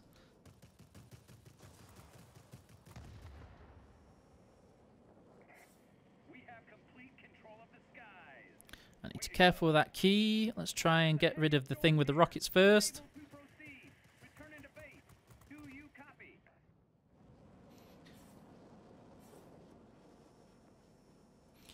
And then the next one. I can see him again going for my teammate. So let's deal with this first. Didn't get the crit that I wanted and I'm going too fast. But there's the win, which is great.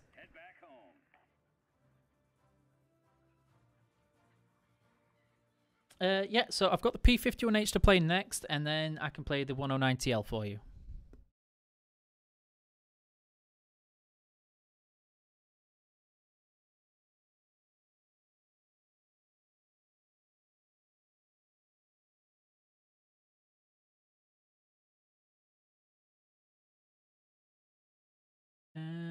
So let's have a look on there.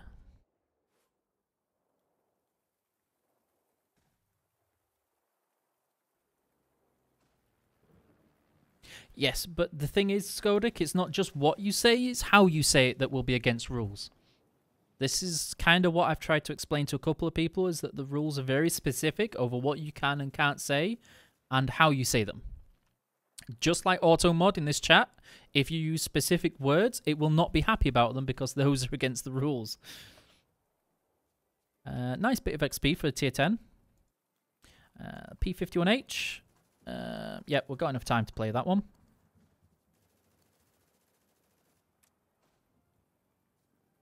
Maneuverability, engine, and cockpit. That looks good. So let's get into that one. The thing with the P-51H is that it is an absolutely amazing energy fighter. That doesn't mean booming and zooming so much. It means being able to fight at high altitudes, retain your speed, not stall, and being able to climb back up without having to bleed too much of your energy off by gaining the altitude you just lost by diving on something.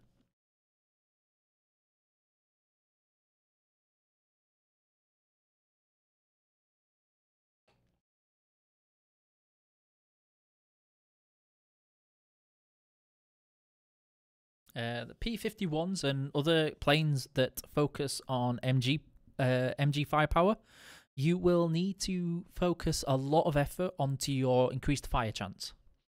You're going to want to try and pick targets that you can stay behind for a long time to allow your guns to do the maximum amount of damage, rather than trying to do burst damage, which other boom and zoomers are traditionally very good at.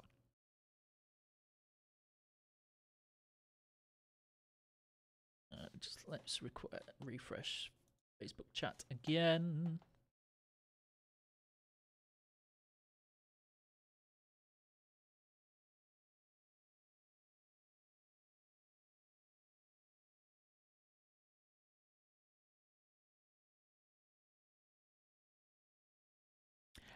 Yes, so the D is really good for the tier, because you get a lot of engine power for the tier. The H kind of suffers until you get the top guns and the top engine. The top engine allows you to actually fight and compete with a lot of heavy fighters, with the speed that you can have and the altitude performance that you can have. Let's see what we're up against. Some tier 8s. We should actually have a really good game of this. Apart from the Yak-15, we have a large advantage over the enemy team.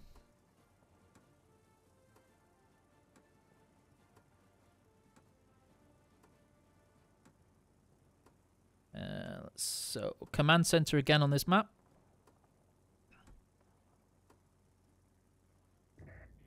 Show me what you can do, pilot. It's a very pretty plane still. And again, more so when it's shiny.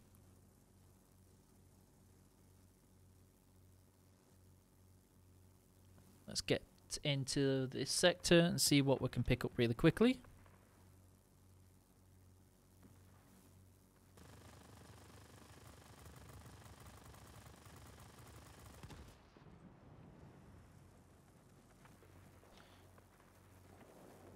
You will see me boosting while pointing down sometimes, just because I want to try and gain a lot of dive speed. And in aircraft such as this, because of your excellent retention, you're able to climb while retaining a lot of that energy you spent while gathering while diving.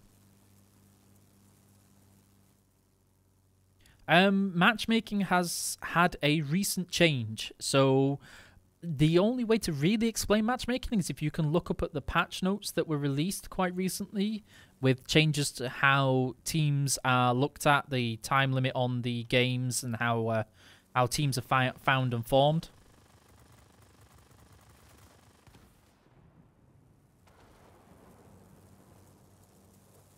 Try and climb. I don't think we're going to get away in enough time, but we're trying. The Yak-15 made the mistake of climbing with us, so that's good.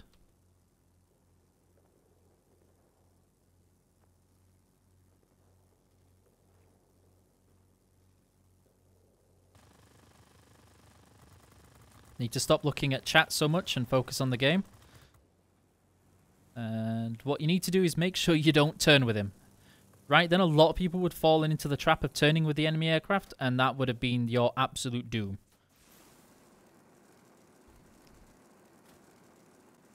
Now, he's going to overcommit to this climb with the tail broken, meaning I can do that quite effectively.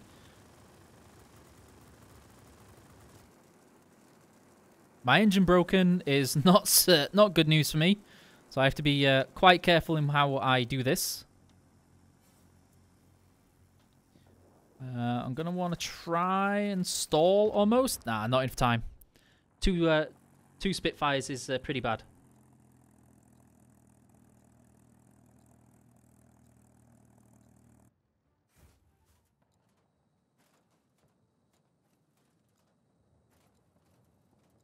The matchmaker works by tier of planes rather than player. There's quite a lot that goes into the matchmaker at the moment.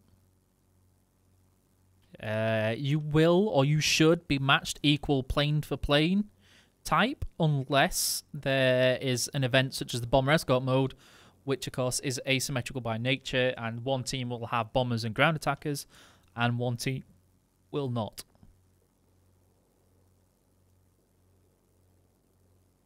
Yes, it's always nice when you pull out those miraculous victories.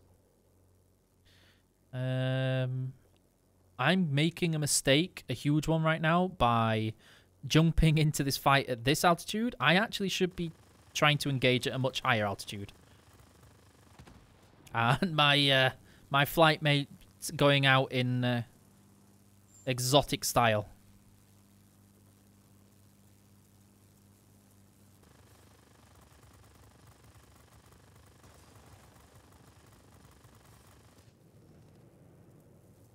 I love the sound of those bomber engines when you get so close like that.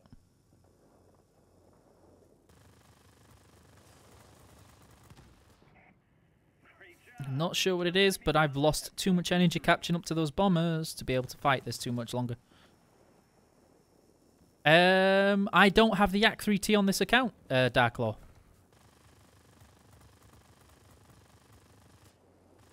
Unfortunately. Millions of sparkles, no hits, unfortunately.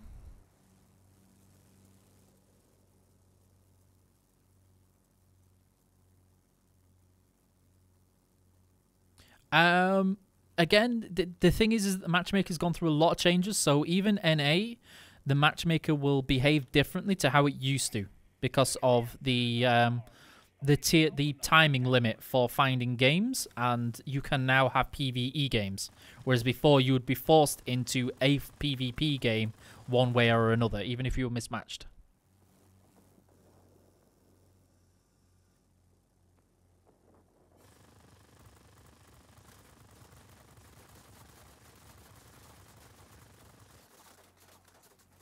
Ah, so much rear gunner fire.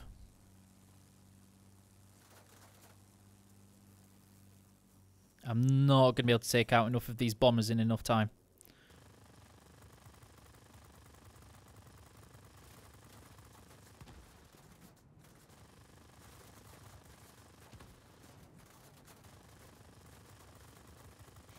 Gonna try and get closer stalling while keeping these guns on target.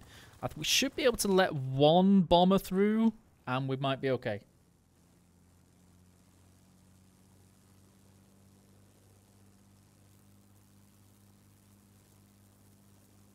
Yeah, I don't have the Yak 3T on this account, unfortunately. I do on the on one of the other accounts, but on my normal account, I don't have it yet.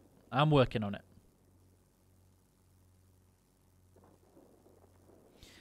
Wasting all that valuable XP, Billy. What are you doing?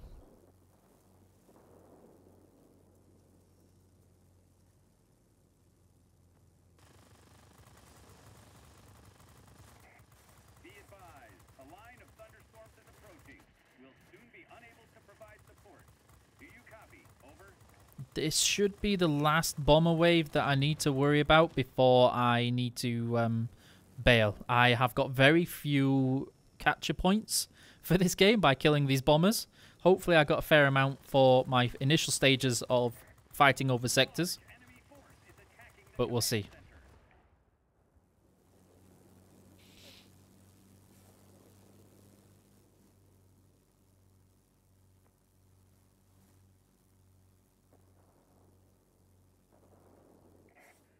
Victory is in sight. You can convert it with gold if you want to. The bomber escort mode was because people didn't want to fly anything other than being on attack, unfortunately. It was a compounding effect. But the matchmaker right now, I've never seen a mismatch on aircraft type. Okay, again, that's the Yak 15. He's going to do a good job of turning with me, but we managed to get the enough fire damage on him. And that's usually when you can tell somebody has decided to take first aid kit rather than fire extinguisher. Huge risk, but oh dear. I was about to say I can't afford to get into a prolonged dogfight, and then I spotted the rest of the enemy team on the way, and they had something to say about me killing the rest of his team. The bombers should capture garrison and mining plant, maybe.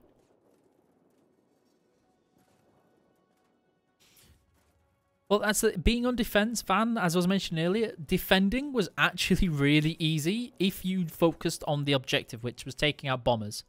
If you try to focus on taking out things like the ground attackers to defend the AA, then you're going to have a hard time. But if you focused on taking out bombers, defending was really easy. It was scary easy.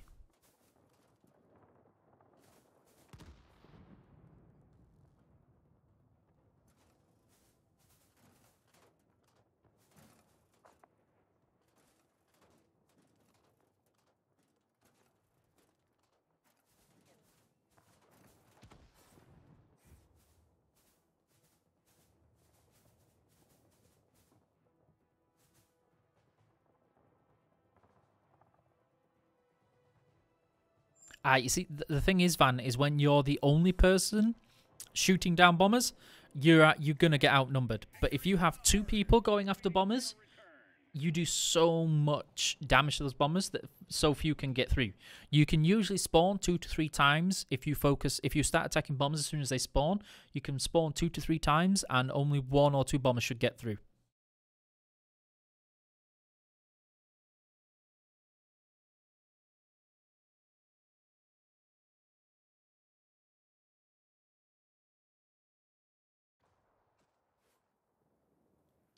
I played a lot of games at tier 9 to 10, and I played from tier 6 upwards, but tier 9 to 10 were the most popular that people asked for.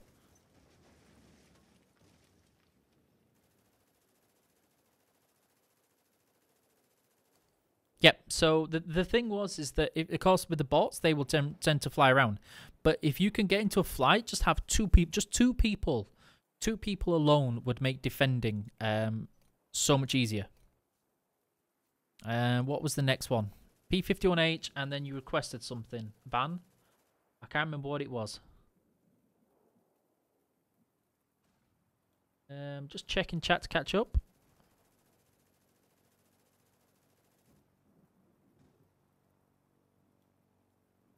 No, I can't find it.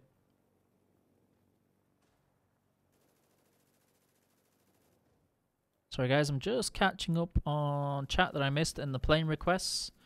It was a P51H and then something else.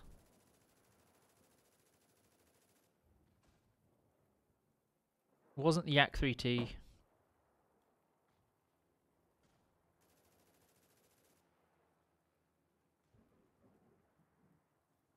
TL. There we go. Toodaloo Rune, thank you very much for dropping by.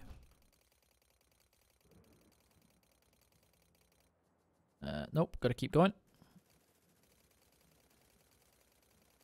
Yes, so that was the thing, Action, is that as an attacker, if you could have somebody with you, I know a person that was flighted up a lot with and I think it was an attacker and a German ground attacker. They had pretty good win rates for the weekend.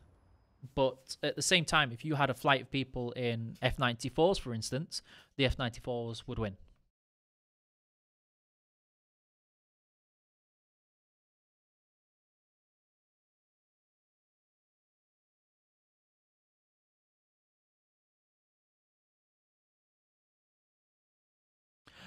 So for the Soviet bombers, it depends strongly on which one it is. You've got the initial ones which act more medium altitude and they're pretty hard to use.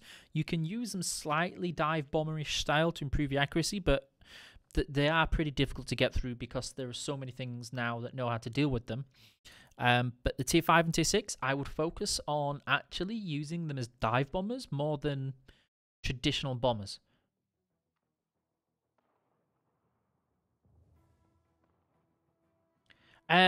It depends on the skill, Billy. Yes. So the tier 4 is okay. The tier 5 is where you move more into dive bombing style bombing runs.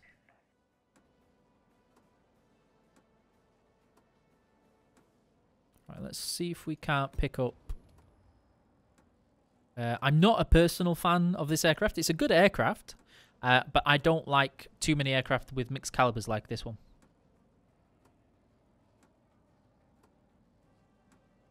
I love the PE2, the tier 5 one. The 6 one is okay, but I think the tier 5 one is a lot more fun.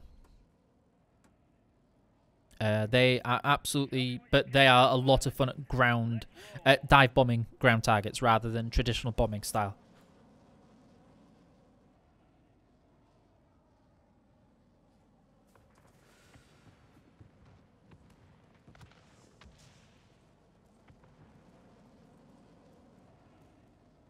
Just going to drop the ordnance and move on very quickly.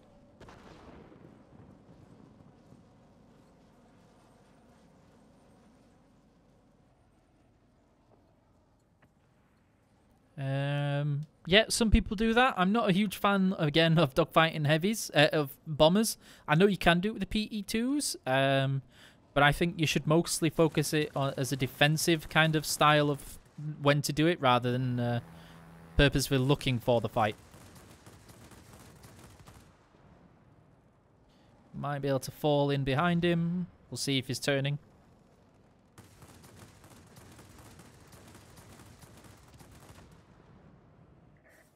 Bomber squadron detected. Engage them immediately. Yes, the pancake is pretty good. So this is a map that a lot of people mention as being very difficult to win from spawning from our side. You'll notice I rushed to the airfield to capture, and you'll notice that the bomber group's going for this. It's going for the airfield before the mining plant, and what this does is it allows us to actually ignore what's going on, and we're going to focus on going for the command center once we've secured this. Once we've secured... Oh, don't ram me. Once we've secured the airfield and we can respawn closer to the fight if any of us get taken out.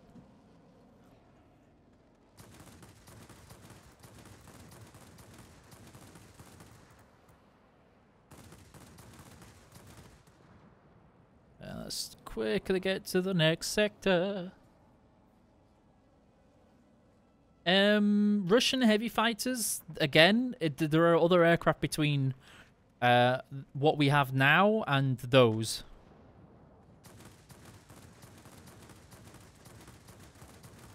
Oh, that's something with 30s. That's something with big guns.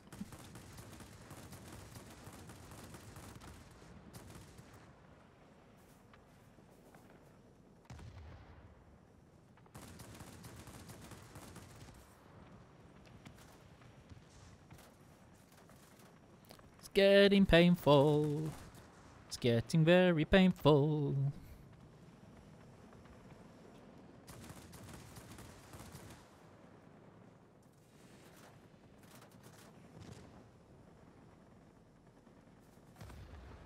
Oh, just in enough time. Let's quickly get back to the airfield. And now that we hold the mining plant and the command center, it's pretty much going to be hard to lose this game as our team right now. Not new content, but continued game mode. Go.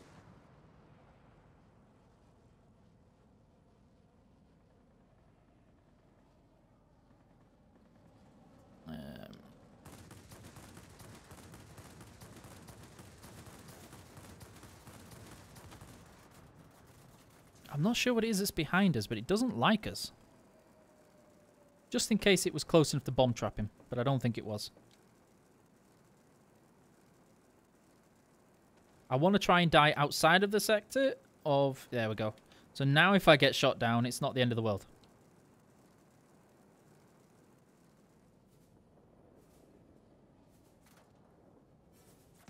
Pop.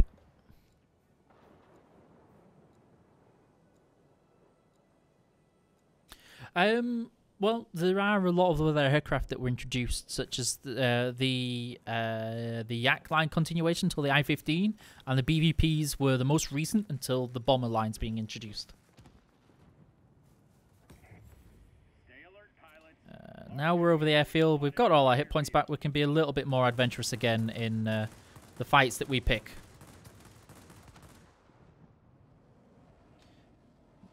It's turning for me, and we don't want to be turning with it until we know what it is. Yak 15 again. We're not interested, so we're going to run away and come back.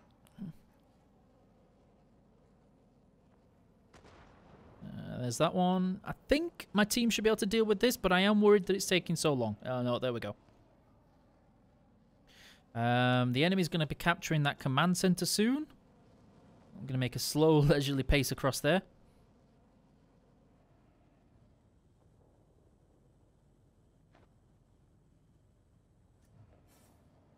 I just zoomed in there to see if it could get into come into a head-on with me, but it didn't happen.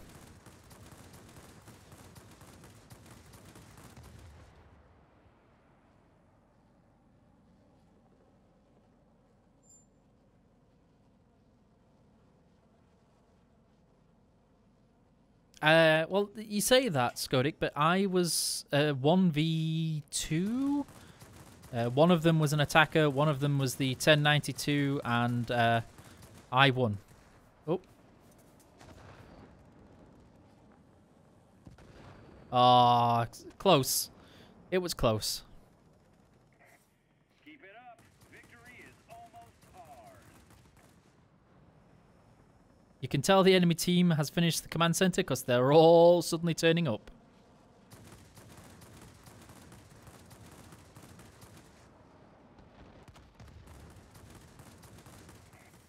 This is the problem I have with this aircraft, is I struggle to lead the 20s and 30s simultaneously. It's pretty hard to do. I'm a much bigger fan of something such as the I-260, which has very clear and definitive differences between the calibers.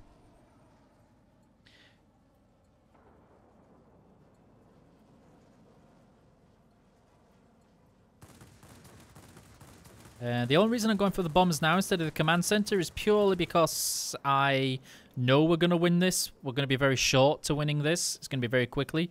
I just want to maximize my points now.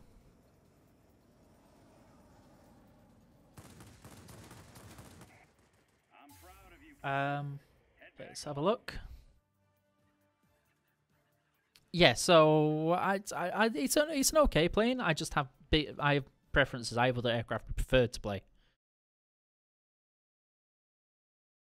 I don't like snap to target. I prefer to actually just do my normal maneuvers, and then if something keeps up with me, I know by trial and error that eventually what it is.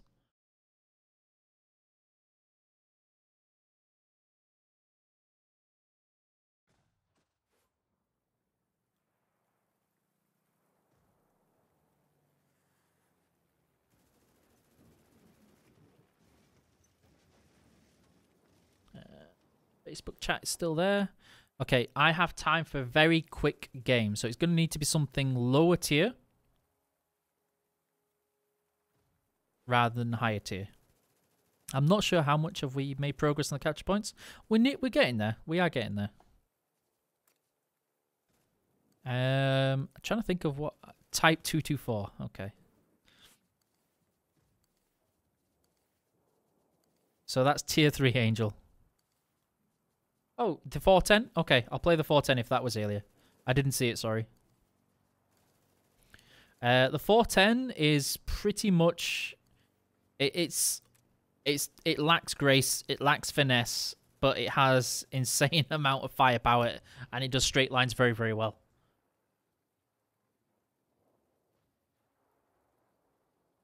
So this will be my last game, and then it's time to call it, unfortunately. The Type 224 is actually pretty good since 2.0. Now you don't have to worry about people staying high all game and you having to catch them and climb them. The Type 224 doesn't feel as punished as it did before with its lack of engine power. I don't have the 210, unfortunately. It's one of those aircraft I don't have.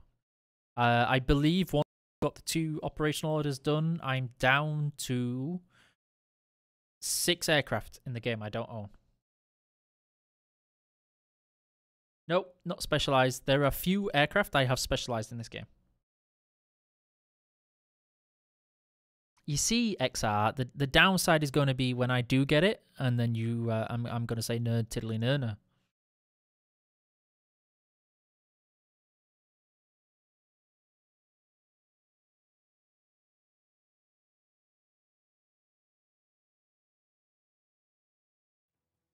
What do you mean by squad with high rate?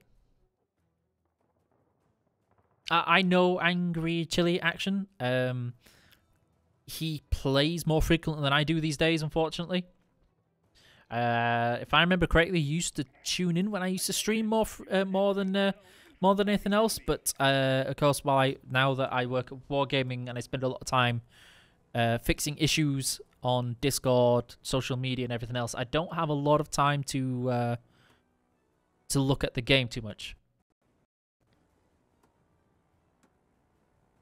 I don't remember the squad. I only know of the squad because I kept coming across the attacker. I think I came across the attacker squad 4 times in the evening, and I won 2 of the games. I lost one of them because the game wouldn't end when it should have, unfortunately.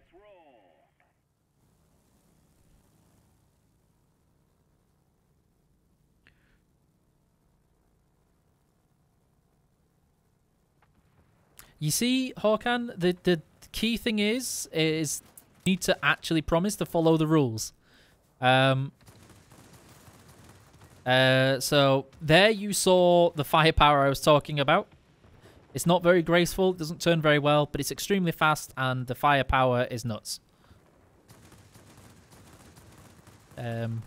Especially with the special pilot I have on this, which increases the damage in head-on.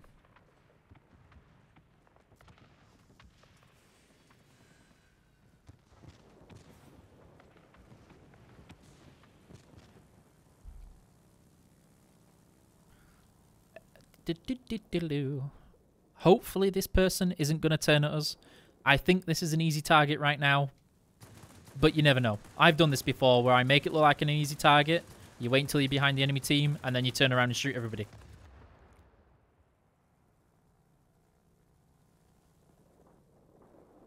Okay, we've captured that. Let's have a quick poke. I can see something coming in on my teammates in the middle, but I can't see what it is.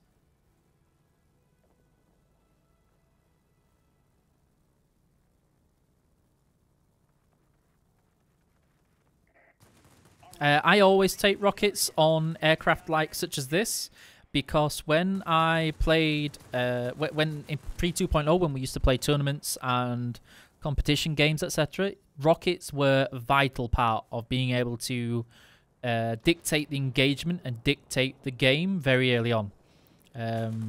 I was one of the people that specialized in being able to use rockets. Is where you'll sometimes see me get some very, very good rocket kills. I spent a lot of time practicing rockets, ranges, knowing when they explode, etc.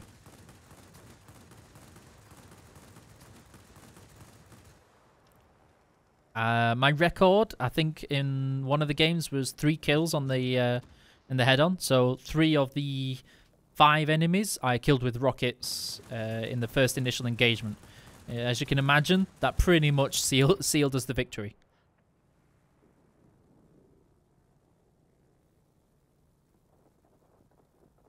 I don't like it, the goat. I prefer to use the systems I have that allow me to use my situational awareness more than anything else. It forces me to spend more time looking at the radar and looking at the circle around my aiming reticle.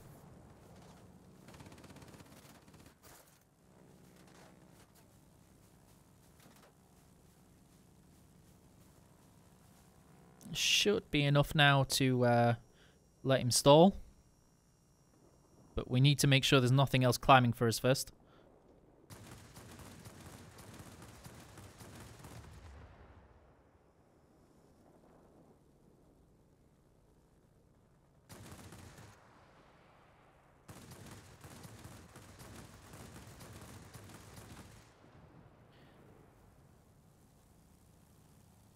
The target system such as this, I use the one that's closest, but I only do that if I'm not looking around me.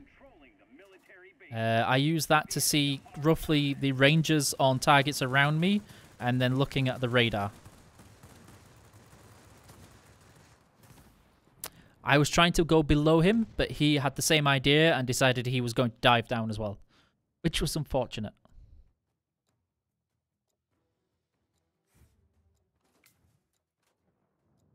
Now we'll spawn on that one, defend this military base.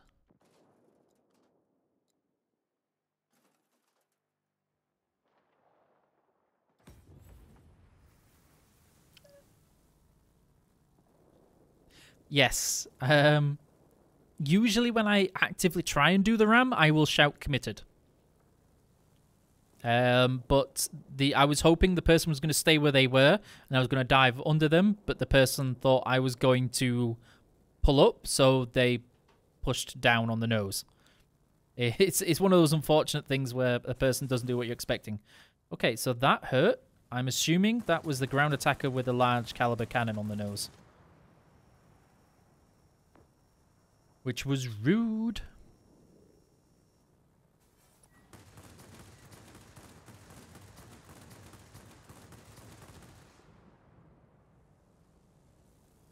Hiya, Dimmy. Unfortunately, you're joining in just in time for me to call it there. I will be on next week with attrition mode. If people are interested and if they want, I can stream for longer. Of course, I don't want to make it too long to bore people, but if you are interested, just say so and we can look at extending the streaming time. Okay, what are you? Yeah, I can go ahead and with you, okay.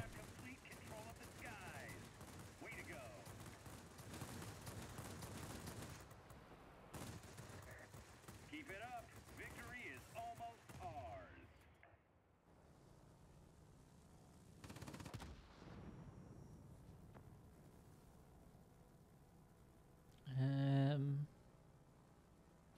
Let's have a look. What we got? Maybe. Do we have enough time for that? Hell yeah. No, he's pulling up. Launching rocket strikes on our complex, trying to neutralize the enemy military base. Hang in there. You'll soon be cut off from support. I say again, support. Yeah, the 410 was a request.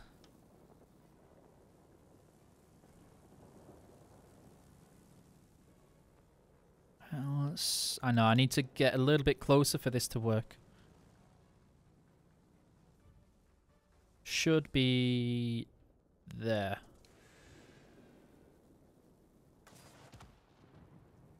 Such as that. You'd be amazed at how much time I spent practicing kills like that.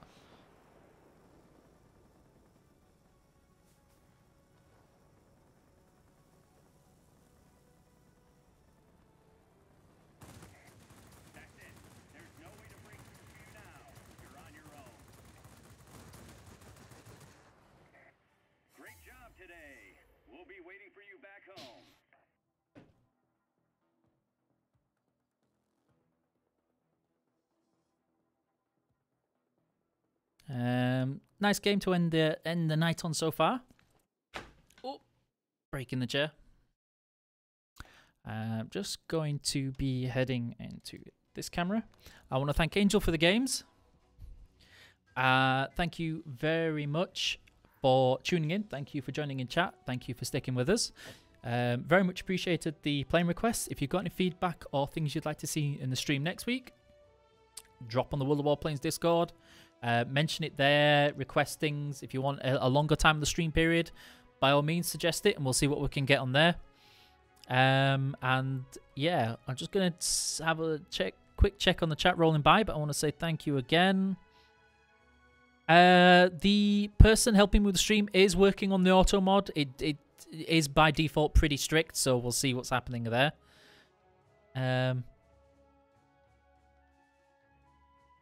Thank you again, everybody, for dropping by. I wish you all a nice weekend and a nice evening, and I will catch you in the skies.